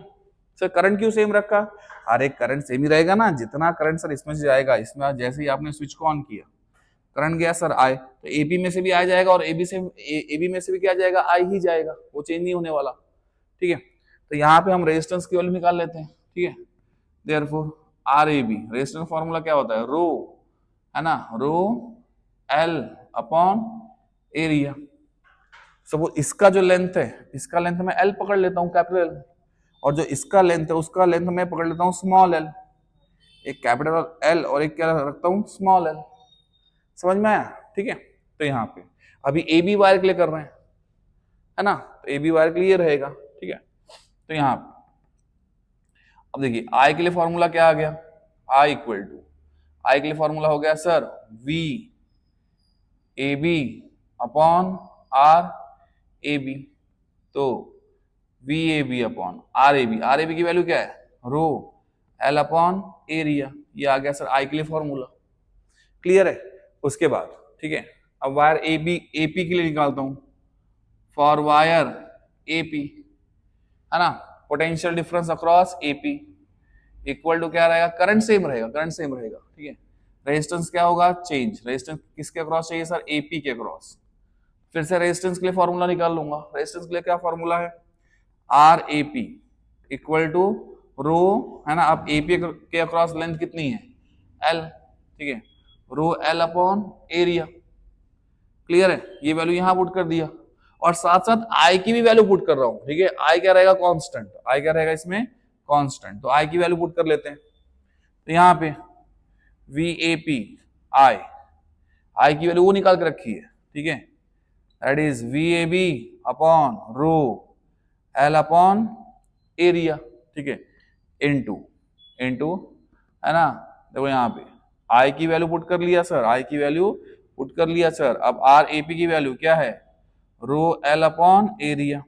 मैंने आपको बताया था वायर को, वायर सेम यूनिफॉर्म है, तो रेजिस्टिविटी क्या हो गया, कैंसिल, एरिया एरिया क्या हो गया, कैंसिल, बचा क्या, लेंथ, लेंथ अलग अलग है, कैंसिल नहीं हो सकता है। ठीक है, देयरफॉर वी ए पी, है ना, V A P equal to, अब ये लेंथ यहां आ गया V A P upon small L. ठीक है, तो यहां पे क्या बचा, V A B upon capital L. समझ में आया, V A B upon capital L. तो आप देख सकते हो कि दोनों का रेशियो क्या है, सेम, है ना। अगर मैं पोटेंशियल डिफरेंस किसका लेता हूं, एपी के बीच में, तो उसको किसने डिवाइड किया सर? लेंथ स्मॉल एल ने। तो potential drop per unit length, यहाँ पे भी सेम, पोटेंशियल किसके बीच में है सर? ए बी के बीच में, तो लेंथ कौन सी आई? उसी की, है ना। तो ये जो हमारा फॉर्मूला है, जो प्रिंसिपल है, कौन सा? Potential drop per unit length is equal to क्या है? कांस्टेंट। तो ये हमने प्रूफ कर दिया सर कि सर इसका पोटेंशियल अपॉन इसकी लेंथ इक्वल टू इसका पोटेंशियल अपॉन इसकी लेंथ, दोनों की वैल्यू क्या रहेगी? सेम। अगर आप इसका पोटेंशियल लो और इसकी लेंथ को डिवाइड करो तो आपको एक वैल्यू मिलेगी, आप इसका पोटेंशियल लो इससे इसकी लेंथ से डिवाइड करो तो आपको एक वैल्यू मिलेगी, और दोनों वैल्यू क्या रहेगी? कांस्टेंट, मतलब सेम रहेगी, ठीक है। या आप ऐसा भी ले सकते हो कि सर अब यहां बचा क्या? अब यहां बचा है ना, V A P equal to V A B upon L into small L. तो मैंने इसी को क्या पकड़ लिया? कांस्टेंट। ये कांस्टेंट को हटा दूंगा तो साइन किसकी आ जाएगी? प्रोपोर्शनलिटी की, ठीक है। तो यहां पे है ना, here therefore V A P directly proportional to क्या हो गया? स्मॉल एल, है ना। कब? सिंस हमने क्या किया sir? V A B upon L को क्या पकड़ लिया? कांस्टेंट। तो यहां से तो दोनों आपको जो मैंने स्टेटमेंट बताया दोनों प्रूफ दिखा रहे हैं। कौन सा सर? कि potential drop per unit length, A B का पोटेंशियल तो ए बी की लेंथ इक्वल टू क्या है? के, है ना। तो यहां पे potential drop per unit length is equal to constant, या potential difference between any two points of wire is directly proportional to its length. जो पॉइंट का पोटेंशियल उसी पॉइंट की लेंथ डायरेक्टली प्रोपोर्शनल रहेंगे। प्रूफ हो गया, ठीक है। अब इसी के एप्लीकेशन पढ़ेंगे, ठीक है। अब देखो पोटेंशियोमीटर क्या है। तो पोटेंशियोमीटर ये एक ऐसा डिवाइस है, पोटेंशियोमीटर क्या है? पोटेंशियोमीटर ये एक ऐसा डिवाइस है, ठीक है, जो क्या क्या कर सकता है ना। तो पोटेंशियोमीटर दो सेल के ईएमएफ को मेजर कर सकता है, ये जो भी हमने पढ़ा ना, ठीक है। ये एक डिवाइस है, ठीक है। क्या कर सकता है सर? दो सेल के पोटेंशियल को मेजर कर सकता है, कंपेयर कर सकता है ना। और क्या कर सकता है सर? सेल का इंटरनल रेजिस्टेंस निकाल सकता है। और क्या कर सकता है सर? अगर मुझे एक सेल का ईएमएफ पता है तो मैं दूसरे सेल का ईएमएफ निकाल सकता हूं। फिर से सुनो, है ना। Potentiometer is a device which is used to compare EMF of two cells, or if one EMF is known then it is used to calculate the EMF of other cell, or it is used to calculate internal resistance of cell। ये तीनों काम करेगा। अब ये तीनों काम कैसे करेगा वो भी हम देखेंगे, इसके एप्लीकेशंस देख लेते हैं, ठीक है, कैसे कैसे वर्क करेगा। तो यहां देख लो अब कैसे कैसे वर्क करेगा। तो यहां पे सबसे पहले देखते हैं कि सर कैसे ये दो सेल के ईएमएफ को काउंट कर सकता है, सॉरी कंपेयर कर सकता है। दो सेल का ईएमएफ सर कैसे ये कंपेयर कर पाएगा। तो पोटेंशियोमीटर ले लेते हैं। सर पोटेंशियोमीटर है क्या? पोटेंशियोमीटर सिंपल सा एक वायर है ना। उस वायर का जब आप लेंथ कम करते जाओगे तो पोटेंशियल क्या होता जाएगा? कम होता जाएगा। मतलब मुझे पता चल जाएगा मैंने लेंथ कम कर दिया, मतलब पोटेंशियल क्या होगा? कम। लेंथ कम किया तो पोटेंशियल क्या हो गया? कम। पोटेंशियल ड्रॉप होता जाएगा according to its length. Potential drop होगा पर यूनिट लेंथ, और वो क्या रहेगा? कांस्टेंट, ठीक है। तो यहां पे सर हम दो सेल के ईएमएफ को कैसे कंपेयर करेंगे? तो यहां पे देखो, जैसे मैंने एक पोटेंशियोमीटर वायर ले लिया, ये आप देख सकते हो जो ब्लू लाइन में है, ये क्या है सर? पोटेंशियोमीटर वायर, ठीक है। नाम दे दिया सर ए बी, क्लियर है। अब इसको है ना, हमने क्या क्या लगा दिया सर? ईएमएफ लगा दिया, क्या लगा दिया सर? की लगा दिया, ठीक है। और क्या लगा दिया सर? और एक रेजिस्टेंस लगा दिया, ठीक है। अब इसके दूसरे एंड को देखो, यहां पे जो ये एंड है ए वाला, इसको मैंने हाइयर पोटेंशियल दिया है प्लस, जो बी है सर उसको मैंने लोअर पोटेंशियल दे दिया माइनस, ठीक है। अब इसके ए वाले को ही मैं दो सेल लगा दूंगा सर, एक ये लगा दिया E1 और एक ये लगा दिया E2। इसको की अप्लाई किया सर K1, इसको की अप्लाई किया सर K2, क्लियर है। और यहां पे लगा दिया गैल्वेनोमीटर और दूसरे एंड पे क्या लगा दिया? जॉकी। अब देखिए फटाफट देख लेते हैं इसको। तो इसकी वर्किंग ऐसी है, आप मेन को शुरू करोगे सर, करंट फ्लो होना शुरू हो जाएगा इसमें से, ये तो सर अभी ओपन है ना। तो आप क्या करेंगे सर? एक को क्लोज कर देंगे, मतलब एक को स्विच ऑन कर दिया, एक ऑफ है, तो करंट क्या होगा सर? इसमें से जाएगा और इसमें से नहीं जा सकता, क्लियर है। अब क्या करना है? आपको सिर्फ इस जॉकी को अलग अलग पॉइंट पे टच करना है। क्या क्या करना है, इस जॉकी को अलग अलग पॉइंट पे टच करना है, ठीक है। और जहां पे इसका गैल्वेनोमीटर का रीडिंग 0 आए उसको काउंट कर लेना है। फिर से सुनो, ए बी क्या है, पोटेंशियोमीटर वायर, ठीक है। ए को मैंने हाइयर पोटेंशियल दिया, बी को लोअर पोटेंशियल दे दिया, ठीक है। इसमें सर ईएमएफ लगा दिया, और ये जो ईएमएफ है ई सबसे बड़ा है सर, ठीक है। उसके बाद E1 है और सबसे छोटा क्या है, E2। मुझे इनका रेशियो चाहिए, कंपेयर करना है, मतलब क्या चाहिए, रेशियो चाहिए, ठीक है। हमको तो पता है सर ई सबसे बड़ा है, इन दोनों को मिलाओगे तब भी ई क्या रहेगा, बड़ा रहेगा, ठीक है। तो ई को आपको उड़ा लेना है, ठीक है। अब देखो E1 के लिए हम निकाल रहे हैं, ठीक है। तो अब देखिए, जैसे मैंने इसको बंद कर दिया है ना, ऑन किया इसको, ठीक है। ऑन करते, स्विच ऑन करते सर करंट यहां से गया, यहां से नहीं जा सकता। तो अब देखिए, अब इसमें गैल्वेनोमीटर में जो डिफ्लेक्शन आएगा, ठीक है, वो इसके ईएमएफ की वजह से आएगा।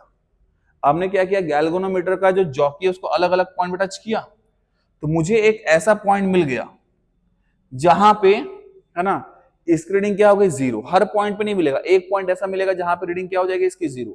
जैसे अगर मैं इस पॉइंट पे टच करता हूं तो डिफ्लेक्शन मिल रहा है, और इस पॉइंट पे टच किया डिफ्लेक्शन 0 पे आ रहा है, इस पॉइंट पे टच किया डिफ्लेक्शन क्या होगा, पूरा 0। तो ये पॉइंट में ले लूंगा, इसके आगे जाओगे फिर डिफ्लेक्शन ये साइड जाएगा। समझ में आ रहा है, ठीक है। तो एक पॉइंट ऐसा मिलेगा जहां पे डिफ्लेक्शन क्या हो जाएगा, इसका 0, ठीक है। अब इसका डिफ्लेक्शन 0 हो गया, मतलब E1 ने क्या किया, ठीक है, E1 ने सर पोटेंशियोमीटर वायर की इस लेंथ को बैलेंस किया, ठीक है। इस लेंथ को मैंने बोल दिया L1, ठीक है। तो यहां पे लिखूंगा क्या, सर E1 ने क्या किया है, E1 है ना directly proportional to L1। Potentiometer wire है ना, ये इतना लंबा है, जितना लेंथ होगा उतना ही क्या होगा, ईएमएफ। पढ़ा है हमने, V directly proportional to L, तो यहाँ पे E1 directly proportional to L1, इसने इसकी लेंथ को बैलेंस किया, ठीक है। तो यहाँ पे E1 इक्वल टू क्या आ गया, KL1, therefore E1 upon L1 equal to क्या आ गया सर, K, या इतना भी रह दोगे तो भी चलेगा। यही तो हमने पढ़ा। नेक्स्ट टाइम क्या करेंगे, अब देखो नेक्स्ट पार्ट इसका कि सर इसको ऑफ कर देंगे और इसको क्या कर देंगे, ऑन। अब जो कि ये ईएमएफ बड़ा है तो इसका बैलेंसिंग लेंथ भी क्या होगा, बड़ा होगा, ठीक है। तो अब क्या करेंगे सर, फिर से इसको अलग अलग पॉइंट पे टच करेंगे। सर ये पॉइंट बैलेंस नहीं कर सकता, क्या नहीं कर सकता, क्यों, क्योंकि सर ये लेंथ ने इस ईएमएफ को बैलेंस किया है और ये ईएमएफ इससे बड़ा है, तो बैलेंसिंग लेंथ भी क्या होगी, इससे बड़ी। मैंने बताया था जितना ईएमएफ बड़ा होगा उतना लेंथ भी क्या होगा, बड़ा, ठीक है। या जितना लेंथ बड़ा होगा उतना ईएमएफ भी क्या होगा, बड़ा, ठीक है। तो हमने क्या किया सर, ठीक है, टच करते करते एक पॉइंट मिल गया सर हमको P डैश, है ना, हमने उसी जॉकी को उठाया, ठीक है, उसी जॉकी को उठाया, इसलिए यहाँ पे डॉटेड निकाल दिया। अब ये जॉकी यहाँ नहीं है, मैंने जॉकी को उठाया सर, यहाँ लगा दिया, ठीक है। तो यहाँ पे लेंथ कितनी मिल गई सर मुझे, L2। तो सर E2 को किसने बैलेंस किया sir, E2 directly proportional to क्या हो गया, L2, therefore E2 equal to क्या हो गया सर, K L2, है ना, इक्वेशन 2, क्लियर है। अब रेशो ले लेंगे, इक्वेशन 1 डिवाइडेड बाय इक्वेशन 2, तो E1 upon E2 equal to क्या आ गया सर, L1 अपॉन L2, है ना।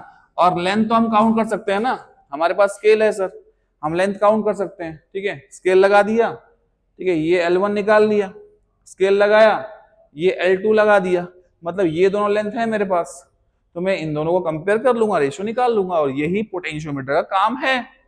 तो पहला एप्लीकेशन हमने देख लिया कि ये दो को कंपेयर कर सकता है, ठीक है। तो E1 E2 को कंपेयर कर रहा है।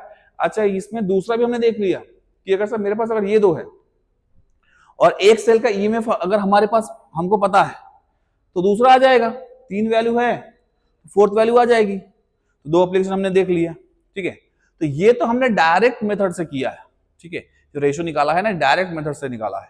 आप इनडायरेक्ट मेथड भी यूज कर सकते हो, जैसे इसी को बोला है सम एंड डिफरेंस मेथड, ठीक है। तो सम एंड डिफरेंस मेथड देखते हैं, सम एंड डिफरेंस मेथड क्या है, ठीक है, चलो देखते हैं सम एंड डिफरेंस मेथड। यहां पे देखो sum and difference method, sum and difference method में क्या करना है आपको, सिर्फ थोड़ा सा डायग्राम चेंज होगा, हाँ, ये सब तो सर सेम रहेगा, थोड़ा सा डायग्राम क्या होगा, चेंज।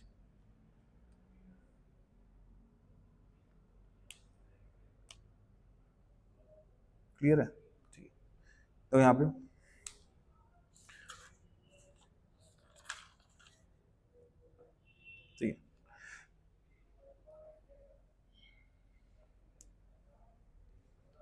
चलिए देखते हैं। तो यहाँ पे लगा दिया एक्सेल, ठीक है। यहाँ पे कुछ इस तरह के सर्किट बनाया है ना। यहाँ पे 4 की लगा दी गई है, ठीक है। एक ये की है, एक ये की है, एक ये की है, एक ये की है, ठीक है। A B C D नाम दे दिया, ठीक है। यहाँ पे थोड़ा गैल्वेनोमीटर, ये तो सेम ही है, ये तो जॉकी है ही, बाकी ये तो सब सेम ही है जैसे हमने किया हुआ है, ठीक है। अब सम एंड डिफरेंस मेथड कर रहे हैं, ठीक है। तो क्या करेंगे सर, ये देखिए ये ऊपर से गया वायर, ठीक है, इसको लगा दिया और यहाँ पे एक दूसरा ईएमएफ लगा दिया सर, ठीक है। इसको E1 बोल दिया, इसको हमने E2 बोल दिया, बराबर है। अब हम लोग सेम फॉर्मूला डिराइव करेंगे, पर है ना, सेम फॉर्मूला मतलब सेम काम कर रहे हैं, E1 और E2 का रेशियो निकाल रहे हैं, ठीक है। पर सम और डिफरेंस मेथड से, और सम एंड डिफरेंस मेथड आपको दिखाई देगा कैसे इसको सम एंड डिफरेंस मेथड हम लोग बोल रहे हैं, क्यों बोल रहे हैं, फॉर्मूला ही वैसा आएगा, ठीक है। तो यहाँ पे है ना, सबसे पहले क्या करेंगे, जब इसको ऑन करेंगे, स्विच ऑन करेंगे, तो यहाँ पे 2 स्विच को ऑन किया, 2 को ऑफ रखा। जब आपने 2 को ऑन किया, ठीक है, तो आप देख सकते हो, है ना, अगर मैं यहां से देखूं तो इसका जो निगेटिव है ये इसके पॉजिटिव को अटैच है, ठीक है। और किसी भी सेल का अगर निगेटिव दूसरे का अगर पॉजिटिव को अटैच होता है ना, तो ये दोनों क्या करते हैं, एक दूसरे को असिस्ट करते हैं। असिस्ट करते हैं मतलब सपोर्ट करते हैं, है ना। अगर एक का निगेटिव सर दूसरे को पॉजिटिव को अटैच है तो क्या करेंगे सर, उसका पावर बढ़ जाएगा, ठीक है, एक दूसरे को असिस्ट करेंगे, ठीक है। पावर क्या हो जाएगा, उसका बढ़ जाएगा, एक दूसरे को असिस्ट करेंगे, ठीक है। तो यहाँ पे E1 प्लस E2 हो गया। और ये याद रखना है कि जो E1 E है, जो मेन है, वो सबसे बड़ा है। E1 प्लस E2 भी कर दोगे तब भी वो E के बराबर नहीं आएगा, E बड़ा रहेगा, ठीक है। उसको बड़ा ही रखना है, मेन सोर्स है ये। तो अब क्या किया हमने, है ना, देखिए यहाँ पे हमने A और B को ऑन किया है, C और D क्या है, ऑफ, ठीक है। अब देखिए इसका जो माइनस है इसके प्लस को अटैच है, ठीक है। और ये यहां से करंट गया, ये यहां से, ठीक है, ये यहां से गया सर, यहां जा सकता है क्या, नहीं, ऑफ है, यहीं से जाएगा। फिर यहां से यहां पर सकता है कि नहीं, ये जाएगा यहीं से, यहां से होते हुए फिर ये यहां गया, अब इस साइड जा सकता है कि नहीं, तो जाएगा यहीं से, और फिर ये गैल्वेनोमीटर में आया, तो गैल्वेनोमीटर में क्या है, डिफ्लेक्शन। अब डिफ्लेक्शन आया तो उसको बैलेंस करना पड़ेगा, मतलब डिफ्लेक्शन क्या लाना है, 0। फिर से क्या किया सर, अलग अलग पॉइंट पे टच किया, ठीक है। तो एक पॉइंट मिल गया सर जहां पे फिर से गैल्वेनोमीटर की रीडिंग कितनी आ गई, 0 आ गई, ठीक है। इस लेंथ को हमने फिर से क्या पकड़ लिया सर, L1 पकड़ लिया। इस लेंथ को क्या ले लिया सर, L1 ले लिया। क्लियर है, समझ में आया, ठीक है। तो यहाँ पे हम बोलेंगे कि sir E1 plus E2 is directly proportional to क्या हो गया, L1। Therefore E1 plus E2 equal to क्या आ गया, KL1, ठीक है, इक्वेशन 1। अब क्या करेंगे सर, ठीक है, इन दोनों को ऑफ कर देंगे और इन दोनों को ऑन करेंगे। तो यहाँ देखो, जब आप इन दोनों को ऑन करोगे तो इसका जो निगेटिव है ना, करंट, अब देखो यहां से यहां नहीं जा सकता, यहीं जाएगा, यहां से यहां नहीं जा सकता क्योंकि ये ऑफ है, जाएगा यहीं। तो इसका निगेटिव किसका अटैच हो गया, इसके निगेटिव को। क्लियर है, जब इसका निगेटिव इसके निगेटिव को अटैच हो गया तो ये दोनों एक दूसरे को अपोज करेंगे। निगेटिव निगेटिव क्या करता है, रिपेल करता है, तो अपोज करेंगे, ठीक है। तो यहाँ पे अब क्या होगा सर, E1 माइनस होगा E2 को, क्योंकि निगेटिव निगेटिव आ गए सर, अपोज करेंगे। और अब डिफ्लेक्शन क्या आएगा, कम, क्योंकि ओवरऑल ईएमएफ क्या हो गया, कम हो गया, E1 माइनस E2 हो गया, ठीक है। तो ईएमएफ कम होगा तो बैलेंसिंग लेंथ भी क्या होगी, कम, ठीक है। देख सकते हो आप, इसके निगेटिव अटैच है, ये करंट गया सर यहाँ पे, ये करंट गया, डिफ्लेक्शन आया, डिफ्लेक्शन कम आएगा, ठीक है। जब डिफ्लेक्शन कम आएगा, जब आप इसका बैलेंस पॉइंट चेक करने जाओगे, है ना, तो बैलेंस पॉइंट भी क्या मिलेगा आपको, कम मिलेगा। ये सब P डैश मिल गया, जिसकी लेंथ कितनी है सर, L2, ठीक है। तो E1 minus E2 directly proportional to क्या हो गया, L2। Therefore E1 minus E2 क्या हो गया, K L2, इक्वेशन 2, बराबर है। क्या करेंगे सर, इक्वेशन 1 को डिवाइड करेंगे किससे, इक्वेशन 2 से। तो यहाँ पे आपको दिखाई दे रहा है E1 plus E2 equal to E1 minus E2 equal to K क्या हो जाएगा, कैंसिल, तो क्या आ जाएगा, L1 अपॉन L2। सर पर हमको तो रेशियो E1 अपॉन E2 को चाहिए ना, ठीक है। तो हम लोग यहाँ पे कौन सा रूल लगाएंगे, कंपोनेंडो डिविडेंडो, क्या लगाएंगे, कंपोनेंडो डिविडेंडो, ठीक है। तो यहाँ पे बाय कंपोनेंडो डिविडेंडो, ठीक है। यहाँ पे पूरा लिख दो क्या, ठीक है, आप समझ जाएंगे, कंपोनेंडो डिविडेंडो लगा हुआ है, ठीक है। तो कंपोनेंडो डिविडेंडो मतलब क्या होता है कि सर जो नीचे की वैल्यू है वो ऊपर में क्या होगी, ऐड। जैसे E1 प्लस E2 है तो प्लस नीचे की वैल्यू हो जाएगी E1 माइनस E2, और वही वैल्यू नीचे में क्या हो जाएगी, माइनस। जैसे अब इसी वैल्यू को मैं लिखूंगा पर नीचे क्या लिखूंगा, इसको minus, E1 minus E2 equal to, फिर से देखो मैं फिर से कर रहा हूं, ठीक है। कंपोनेंडो डिविडेंडो मतलब कौन सी मेथड, जैसे ऊपर की वैल्यू है तो ये वैल्यू ऊपर जाके क्या होगी, प्लस, और उसी वैल्यू को मैं फिर नीचे लिखूंगा, लेकिन उसको किस में लिखूंगा मैं, माइनस में, ठीक है। तो यहां पे क्या आ जाएगा, L1 plus L2 upon L1 minus L2। Clear है, ठीक है। तो यहां देखो फिर से एक बार, अब पूरे ब्रैकेट खोल दो, ठीक है। E1 plus E2 plus E1 minus E2 divided by E1 plus E2, ये देखो माइनस मल्टीप्लाई हुआ, माइनस E1, माइनस माइनस क्या हो गया, प्लस E2 इक्वल टू, है ना, L1 plus L2 upon L1 minus L2। E2 क्या हो गया, कैंसिल, E1 क्या हो गया सर, कैंसिल, माइनस प्लस क्या होगा, कैंसिल। तो बचा क्या, E1 प्लस E2 क्या आ गया, twice E1, E2 plus E2 क्या हो गया, ट्वाइस E2 इक्वल टू क्या हो गया sir, L1 plus L2 minus L1 minus L2।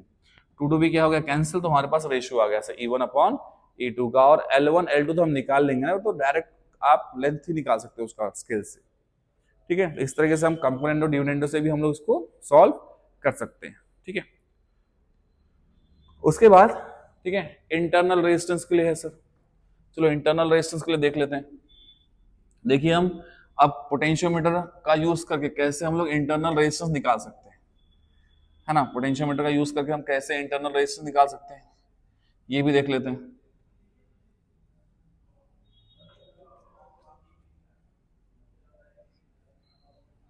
ठीक है, देखिए इसका अब लास्ट एप्लीकेशन, है ना। यहाँ पे ये भी दिया हुआ है, यहाँ पे हमने फिर से लगा दिया मेन EMF, ठीक है, की, और यहाँ पे रियोस्टैट, ठीक है, RH। यहाँ पे अब मुझे इसका जो लास्ट एप्लीकेशन पढ़ना है वो इंटरनल रेजिस्टेंस के लिए पढ़ना है। तो मैं क्या लूंगा, एक सेल ले लूंगा, उसका एक इंटरनल रेजिस्टेंस रहेगा स्मॉल r, ठीक है, और यहाँ पे भी हम लोग एक रेजिस्टेंस ले लेंगे, ठीक है। अब इस EMF को नाम दे दिया E1, है ना। यहाँ पे एक रेजिस्टेंस ऑलरेडी अटैच कर दिया है, यहाँ पे की ले लेंगे एक, सपोज K1, क्योंकि ऑलरेडी यहाँ पे हमने K एक मेन की लिया हुआ है, यहाँ पे EMF E रहेगा, ये EMF सबसे बड़ा रहेगा, ये मैंने आपको ऑलरेडी बताया हुआ है। यहाँ पे रहेगा सर गैल्वेनोमीटर, और यहाँ पे रहेगा फिर से जॉकी। अब क्या रहेगा कि सबसे पहले सर हम लोग इसको ऑफ कर देंगे, ठीक है। ये ऑफ रहेगा तो ये रेजिस्टेंस सर्किट के बाहर है, बराबर, ठीक है। तो जैसे ही हम इसको ऑन करेंगे तो जो करंट फ्लो होगा वो इसके थ्रू फ्लो होगा, और अगर इसके थ्रू फ्लो होगा तो जो डिफ्लेक्शन आ रहा है वो E1 की वजह से आएगा। अब इस डिफ्लेक्शन को, गैल्वेनोमीटर में जो डिफ्लेक्शन आ रहा है, ठीक है, वो E1 की वजह से आएगा, और जब इसको टच करेंगे, ठीक है, अलग अलग पॉइंट पे, तो आपको यहाँ पे एक, है ना, पॉइंट ऐसा मिलेगा जहां पे फिर से लेंथ क्या हो जाएगी उसकी, बैलेंस, उसका EMF क्या हो जाएगा, बैलेंस, ठीक है। तो हम लोग क्या बोलेंगे sir, E1 directly proportional to क्या हो गया सर, L1, ठीक है। इसकी लेंथ को क्या ले लिया सर, L1, बराबर, ठीक है। यहाँ पे E1 इक्वल टू क्या आ गया, KL1। क्लियर है सभी को, समझ में आ रहा है, ठीक है, इक्वेशन 1। अब क्या किया सर, इसको भी हमने ऑन कर दिया। जब इसको ऑन कर दिया मतलब सर हमने एक रेजिस्टेंस डाल दिया है। एक रेजिस्टेंस जब डाल देते हो आप, है ना, तो जो इसका इफेक्ट, जो पोटेंशियल डिफरेंस है वो कम हो जाएगा। समझ में आ रहा है, ठीक है। रेजिस्टेंस आपने ऐड कर दिया उसमें, ठीक है। तो अब क्या होगा, अब जो डिफ्लेक्शन होगा वो पहले से कम आएगा, जो डिफ्लेक्शन होगा वो पहले से कम आएगा, क्योंकि करंट कम जाएगा ना। समझ में आ रहा है, रेजिस्टेंस जिसमें ज्यादा होता है उसमें करंट क्या होता है, कम होता है। समझ में आया। और आपने क्या ऐड कर दिया, की को ऑन किया, मतलब क्या ऐड कर दिया सर, रेजिस्टेंस ऐड कर दिया, तो करंट क्या हो जाएगा सर, कम हो जाएगा, बराबर, ठीक है। तो आप पोटेंशियल डिफरेंस जो आएगा, अब मैं EMF नहीं बोलूंगा, अब बोलूंगा सर जो पोटेंशियल डिफरेंस जो रहेगा, ठीक है, पोटेंशियल डिफरेंस जो रहेगा V, ये डायरेक्टली प्रोपोर्शनल टू क्या होगा। तो आप फिर से आप इसको अलग अलग पॉइंट पे टच करोगे तो फिर से आपको क्या मिलेगा, एक बैलेंसिंग पॉइंट जो पहले से कम होगा। पहले से कम क्यों होगा, तो मैंने आपको बताया कि करंट अब क्या हो गया, कम, क्योंकि रेजिस्टेंस हमने ऐड कर दिया है, ठीक है, तो करंट क्या हो जाएगा, कम, तो बैलेंसिंग लेंथ भी क्या हो जाएगी, कम हो जाएगी। तो यहाँ पे पोटेंशियल के वजह से है ना, V के वजह से V डायरेक्टली प्रोपोर्शनल टू क्या आ गया सर, L2। अब पोटेंशियल की वजह से डिफ्लेक्शन आ रहा है ना सर, ईएमएफ की वजह से नहीं आ रहा, आप किसकी वजह से आ रहा है, पोटेंशियल की वजह से। क्लियर है, ठीक है। तो V इक्वल टू क्या आ गया, K L2 इक्वेशन 2।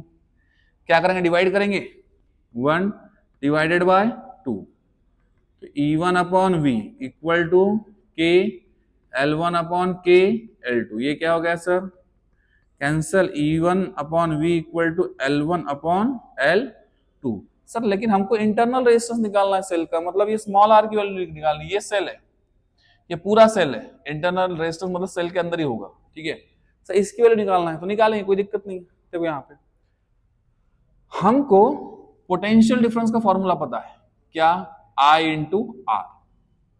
क्लियर है, इसके अक्रॉस जो पोटेंशियल डिफरेंस है क्या होगा, I इंटू आर होगा ना, समझ में आया, ठीक है। अब देखो यहाँ पे, अब यहाँ पे सर करंट की वैल्यू पुट करते हैं यहाँ पे, तो करंट की वैल्यू क्या होगी, तो सर करंट किसके वजह से जनरेट हुआ, मैं बोलूंगा इस ईएमएफ की वजह से। इसमें कहाँ है करंट, ठीक है, इसके वजह से जो करंट जनरेट हुआ, तो इसकी वजह से करंट कितना जनरेट होगा, ठीक है, सपोज आई जनरेट हुआ है, ठीक है। अब करंट सर किसकी वजह से जनरेट हुआ, तो मैं बोलूंगा ईएमएफ E1 की वजह से, ठीक है। और सर करंट गया किसमें से, तो करंट जब जनरेट होगा सर, तो सर ये कैपिटल आर से भी जाएगा और स्मॉल आर से भी जाएगा, बराबर है, ठीक है। मतलब सर आई का फॉर्मूला क्या हो गया, V अपॉन आर, कौन कौन सा, R प्लस स्मॉल आर। समझ में आ रहा है, ठीक है। देखो ये पोटेंशियल डिफरेंस का फॉर्मूला, ठीक है, पोटेंशियल डिफरेंस का फॉर्मूला क्या होगा, directly I into R, potential difference इसके अक्रॉस, तो इसके अक्रॉस करंट कौन सा जा रहा है, जो ये जनरेट कर रहा है, कितना जनरेट कर रहा है सर, I, तो I इसमें से भी जा रहा है और इसमें से भी जा रहा है, बराबर है। तो I इंटू आर, ये पोटेंशियल डिफरेंस आ गया इसके अक्रॉस, ठीक है। अब मुझे I की वैल्यू चाहिए, तो I किसकी वजह से जनरेट हुआ सर, इसकी वजह से, तो E1, और कौन कौन से रेजिस्टेंस से गया sir, R plus small r की वजह से। तो करंट का फॉर्मूला क्या हो गया, ओम्स लॉ के हिसाब से V अपॉन R, जिसकी वजह से जनरेट हुआ और जिस रेजिस्टेंस जा रहा है। अब ये वैल्यू कहां पुट कर दिया सर, हमने यहां पुट कर दिया, therefore V equal to I की वैल्यू क्या हो गई, E1 upon R plus small r, ठीक है। बाकी ये R एज इट इज, अब E1 को यहां ले लिया हमने, ठीक है, या क्या करो, V को नीचे ले लो, तो E1 अपॉन V, है ना, ये नीचे आ गया, तो ये वैल्यू इस साइड जाएगी, R plus small r divided by क्या हो गया, कैपिटल R, बराबर है। और E1 अपॉन V की वैल्यू हमारे पास यहां से है, E1 अपॉन V की वैल्यू क्या है, L1 अपॉन L2, तो यहां पुट कर दिया सर, ठीक है, अपॉन कैपिटल R, यहाँ पे क्या आ गया सर, L1 अपॉन L2, कहां से सर, इस इक्वेशन से, इक्वेशन 3 से। समझ में आया, ठीक है। अब देखिए यहाँ पे मुझे स्मॉल r की वैल्यू चाहिए ना, इसको डिवाइड करूंगा, ठीक है, R को इससे किया सर, R को इससे किया, तो यहाँ क्या आ गया, 1 plus small r upon capital R equal to L1 upon L2, ठीक है। देखो यहाँ पे सर डिवाइड कर दिया, R अपॉन R प्लस यहाँ पे R अपॉन R मैंने डिवाइड कर दिया, equal to L1 upon L2, तो यहाँ पे क्या बचा, 1 plus R upon R equal to L1 minus L2, 1 कहाँ गया सर, ये side, therefore small r upon capital R equal to L1 upon L2 minus 1, therefore small r की value क्या आ गई, R into L1 upon L2 minus 1, ठीक है। इसी को आप ऐसा भी लिख सकते हो, ठीक है, L1 अपॉन L2, ठीक है, और L2 सर इस साइड भी गया तो माइनस L2। तो इस तरीके से आप इंटरनल रेजिस्टेंस की वैल्यू निकाल सकते हो, किसको यूज करके, पोटेंशियोमीटर वायर को यूज करके। तो हमने सभी एप्लीकेशंस के देख लिए, ठीक है, किसके, पोटेंशियोमीटर वायर के। अब देखते हैं सर गैल्वेनोमीटर के लिए, ठीक है। तो गैल्वेनोमीटर क्या है सर, गैल्वेनोमीटर एक करंट डिटेक्टिंग डिवाइस है, जो करंट को मेजर भी कर सकता है, डिटेक्ट भी कर सकता है, बहुत स्मॉल करंट को डिटेक्ट करता है सर, ठीक है। अब सर अगर मुझे गैल्वेनोमीटर को एमीटर में कन्वर्ट करना है, अगर गैल्वेनोमीटर को किसमें कन्वर्ट करना है, एमीटर में, ठीक है। गैल्वेनोमीटर हम देख चुके हैं, है ना, गैल्वेनोमीटर को हम लोग देख चुके हैं, ठीक है। तो अब क्या करना है सर, गैल्वेनोमीटर को एमीटर में कन्वर्ट करना है ना। कुछ इस तरह से डिवाइस रहता है, एक आर्मेचर पे क्या होती है, वायरिंग होती है, क्या होती है, वायरिंग, और उसके इस साइड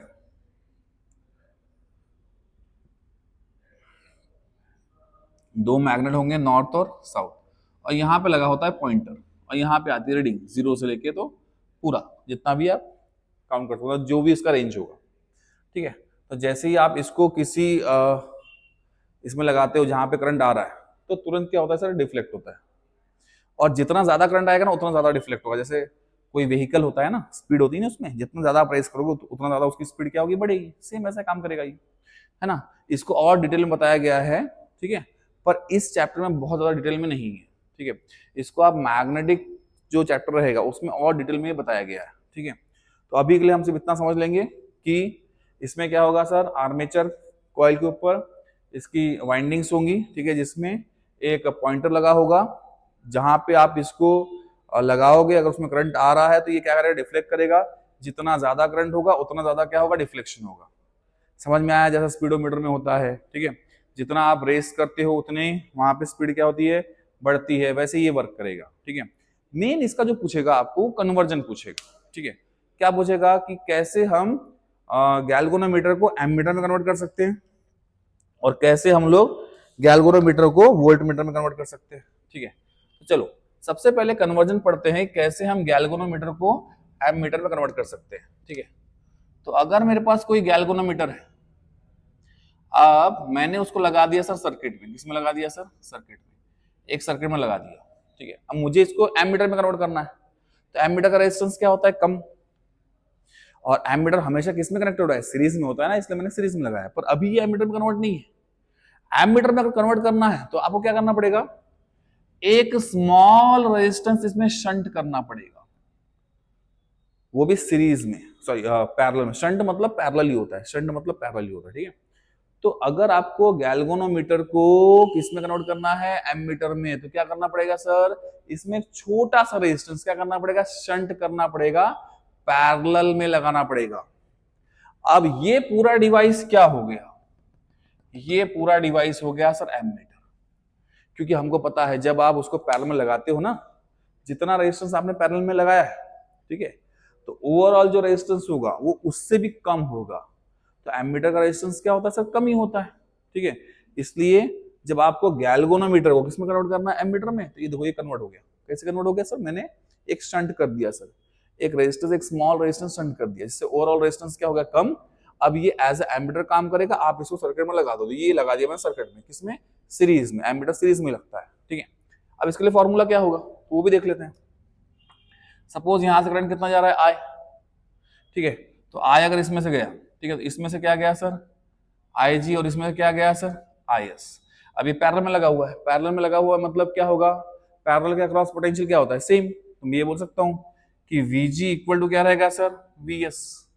ठीक है, तो यहाँ पे V का फॉर्मूला क्या होता है, आई इंटू आर, आर मतलब रेजिस्टेंस, तो रेजिस्टेंस कौन सा है, गैल्वेनोमीटर, करंट कौन सा है, I G, equal to V S. V S के क्रॉस कितना रहेगा सर पोटेंशियल, तो आई इंटू रेजिस्टेंस कितना है सर, एस, करंट कितना जा रहा है, आई एस।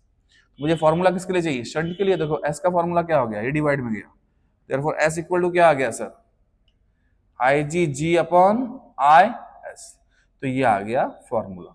ठीक है, अब इसी को आप क्या लिख सकते हो, एस इक्वल टू, ठीक है, आई एस को ही मैं क्या लिख सकता हूं, आई एस मतलब ही क्या होता है, ठीक है, आई एस मतलब ही क्या होता है, आई माइनस आई जी। अरे अगर ये 100 है, ठीक है, अब ये गया सर सपोज 20, तो ये कितना होगा, आप क्या बोलोगे, 80। कैसे, आई माइनस क्या किया आपने, आई जी, तभी तो आई एस आया ना। ठीक है, तो मैं सर आई एस को क्या लिख सकता हूं, आई एस को लिख सकता हूं मैं, ठीक है, आई माइनस आई जी। तो आप ये भी फॉर्मूला यूज कर सकते हो, और भी फॉर्मूला दिए हुए हैं, आप उसको देख सकते हो। क्लियर है, तो ये गैल्वेनोमीटर किस में कन्वर्ट हो गया सर, एमीटर में। ठीक है, अब गैल्वेनोमीटर को किस में कन्वर्ट करेंगे सर, वोल्टमीटर में। ठीक है, देखो गैल्वेनोमीटर वोल्टमीटर में कैसे कन्वर्ट होगा, तो यहां पर देख लेते हैं, समझ में आया ना ये। तो ये फॉर्मूला आ गया सर, इतना रेजिस्टेंस हम लगाएंगे शंट में, है ना, ये रेजिस्टेंस लगाएंगे सर, ये शंट का फॉर्मूला है कि सर शंट कितना लगाना है, तो ये शंट के लिए फॉर्मूला है। ठीक है, उसके बाद नेक्स्ट, अब गैल्वेनोमीटर को किसमें लगाना है सर, ये गैल्वेनोमीटर ऐसा लेता हूं। ठीक है, अब इसको ऐसा वर्क करवाना है गैल्वेनोमीटर को एज ए वोल्टमीटर। ठीक है, सर गैल्वेनोमीटर को कन्वर्ट कर रहे हैं किसमें, वोल्टमीटर में। सर गैल्वेनोमीटर को किसमें कन्वर्ट कर रहे हैं सर, वोल्टमीटर में। ठीक है, तो क्या करेंगे हम लोग, ठीक है, तो क्या करेंगे सर, इसमें एक रेजिस्टेंस ऐड करेंगे, वो भी सीरीज में, क्योंकि वोल्ट मीटर क्या होता है, वोल्ट मीटर का रेजिस्टेंस ज्यादा होता है, तो हम लोग क्या करते हैं, रेजिस्टेंस ज्यादा करने के लिए सीरीज में रेजिस्टेंस कर देते हैं। सीरीज में क्या होता है, रेजिस्टेंस ऐड होता है, और एक बड़ा रेजिस्टेंस ऐड करेंगे ताकि ओवरऑल रेजिस्टेंस क्या हो जाए, ज्यादा हो जाए। अब ये बन गया सर, ये पूरा बन गया सर हमारे लिए, ये क्या बन गया सर, वोल्ट मीटर, ठीक है। इसी को आपने लगा दिया सर एक सर्किट में, देखो ये हो गया सर्किट, और सर्किट में जो वोल्ट मीटर लगता है, ठीक है, वो पैरेलल में लगता है, तो इसलिए मैंने इसमें किसमें दिखा दिया सर, पैरेलल में, तो पैरेलल में लगा दिया। ये पूरा वोल्ट मीटर, ये सिर्फ गैल्वेनोमीटर है, जब गैल्वेनोमीटर को आप एक बड़ा रेजिस्टेंस लगा देंगे तो वो वोल्ट मीटर में कन्वर्ट हो जाएगा। समझ में आ गया, ठीक है। अब देखेंगे यहाँ पे, अब सर इसके अक्रॉस वोल्टेज निकालना है, ठीक है, तो ये करंट है सर, ठीक है, सपोज ये करंट है, ये करंट गया है ना, अब ये करंट कितना गया सर, सपोज आई, कितना गया इसमें से, आई, हाँ, अब आई करंट सर इसमें से गया, और इसमें से कितना गया सर, आई जी, कितना गया, आई जी, ठीक है। आपको किसकी वैल्यू निकालनी है सर, एक्स की, एक्स मतलब सर कितना रेजिस्टेंस आप ऐड करोगे, सीरीज में कितना ऐड करोगे, तो एक्स के लिए वैल्यू चाहिए, तो यहाँ पे देखिए, ठीक है, तो पोटेंशियल डिफरेंस, ठीक है, सीरीज में क्या होता है, पोटेंशियल डिफरेंस अलग अलग होगा। अगर मुझे इसके अक्रॉस पोटेंशियल चाहिए, सर कितना पोटेंशियल होगा, तो मैं क्या करूंगा, पोटेंशियल इसका प्लस पोटेंशियल इसका कर दूंगा, तो क्या होगा sir, potential across G and potential across X. तो जी के लिए फॉर्मूला क्या रहेगा, आई इंटू रेजिस्टेंस कितना है जी, अच्छा करंट कितना जा रहा है सर, आई जी, सीरीज में लगा हुआ है, सीरीज में करंट क्या होता है, सेम, ठीक है, प्लस पोटेंशियल का फॉर्मूला क्या होगा, करंट इंटू रेजिस्टेंस, बराबर है, करंट कितना है सर, आई जी, रेजिस्टेंस कितना है सर, एक्स, फॉर्मूला किसके लिए चाहिए सर, एक्स के लिए, ठीक है, तो ये इस साइड गया, तो क्या हो गया सर, V है ना, इक्वल टू, सॉरी सबसे पहले क्या लेंगे, आई जी कॉमन ले लेंगे, आई जी कॉमन हो गया, जी प्लस क्या हो गया सर, एक्स, ठीक है, ये गया डिवाइड में, V अपॉन आई जी, ठीक है, और जी को किस में ले लिया सर, माइनस में, इक्वल टू क्या आ गया, एक्स, तो ये आ गया सर एक्स के लिए फॉर्मूला। क्लियर है, इस फॉर्मूले को आप जी को इस साइड भी लेके जा सकते हो और निकाल सकते हो, ठीक है, तो ये हमारे लिए एक्स के लिए फॉर्मूला आ गया कि इतना रेजिस्टेंस आप लगाओगे, है ना, तो आपको सीरीज में रेजिस्टेंस मिल जाएगा। क्लियर है, उसके बाद एक इफेक्ट देते हैं जिसको हम बोलेंगे थर्मो इलेक्ट्रिसिटी, ये लास्ट है, समझ में आ गया ना, तो सर वोल्ट मीटर में कन्वर्ट हो गया, कैसे आपने एक रेजिस्टेंस को सीरीज में लगा दिया, वो रेजिस्टेंस कितना है उसके लिए हमने फॉर्मूला निकाल लिया है, ठीक है, तो ये हो गया वोल्ट मीटर के लिए। तो गैल्वेनोमीटर इसमें कैसे कन्वर्ट हो गया सर, वोल्ट मीटर में। अब सर थर्मो इलेक्ट्रिसिटी, ठीक है, थर्मो इलेक्ट्रिसिटी क्या है सर, थर्मो इलेक्ट्रिसिटी ये सीबैक इफेक्ट है ना, सीबैक ने इसके बारे में बताया था, थर्मो इलेक्ट्रिसिटी, थर्मो इलेक्ट्रिसिटी क्या है सर, है ना, इसके बारे में किसने बताया था, सीबैक ने, तो इसलिए इसको सीबैक इफेक्ट भी बोलते हैं, ठीक है। इसमें क्या होता है, जो हीट है, हीट कन्वर्ट होती है किसमें, इलेक्ट्रिसिटी में, हीट कन्वर्ट होगी किसमें, इलेक्ट्रिसिटी में, इसलिए इसको क्या बोला गया है, थर्मो इलेक्ट्रिक इफेक्ट, ठीक है। अब वो कैसे कन्वर्ट होगी वो हम देख लेंगे, तो हम लोग क्या ले लेंगे, एक हॉट जंक्शन ले लेंगे, सपोज ये एक हॉट जंक्शन है, और एक क्या है सर, कोल्ड जंक्शन, सपोज ये हॉट है और ये क्या है, कोल्ड, कोल्ड मतलब 0 डिग्री होगा, ठीक है, और यहां पे हमने क्या किया, 2 वायर ले लिया, क्या किया, 2 वायर ले लिया, ठीक है, एक वायर लिया है कॉपर का, ठीक है, एक कॉपर का वायर ले लिया है सर, ठीक है, और एक वायर लिया है आयरन का, एक वायर लिया है कॉपर का और एक वायर किसका लिया है सर, आयरन का, ठीक है, तो सॉरी यहाँ पे हम लोग कॉपर लेते हैं, यहाँ पे सर क्या ले लिया, आयरन, और यहाँ पे क्या ले लिया, कॉपर, ठीक है। तो अब क्या होगा, जैसे ही आप इसको इसमें लगाओगे, है ना, तो यहाँ पे लगा हुआ गैल्वेनोमीटर, गैल्वेनोमीटर क्या करेगा सर, करंट को शो करेगा, तो मैंने कोई ईएमएफ नहीं लगाया, लेकिन सर मैंने है ना इसको 2 जंक्शन प्रोवाइड किए, जंक्शन मतलब जहाँ पे 2 चीजें मीट होगी, ठीक है, तो सर एक कोल्ड जंक्शन है, एक हॉट जंक्शन है, ठीक है, तो जैसे ही आप इसको प्रोवाइड कर दोगे तो आप ये देखोगे यहाँ पे डिफ्लेक्शन आएगा, है ना, डिफ्लेक्शन आ रहा है मतलब क्या हो रहा है सर, करंट फ्लो हो रहा है, तो इसी को हम लोग क्या बोलते हैं सर, सीबैक इफेक्ट या थर्मो इलेक्ट्रिक इफेक्ट, ठीक है। इसके लिए सर आपको थर्मोकपल चाहिए, तो यहाँ पे आयरन और कॉपर क्या हो गया सर, थर्मोकपल हो गया, समझ में आया, तो यहाँ पे आपका चैप्टर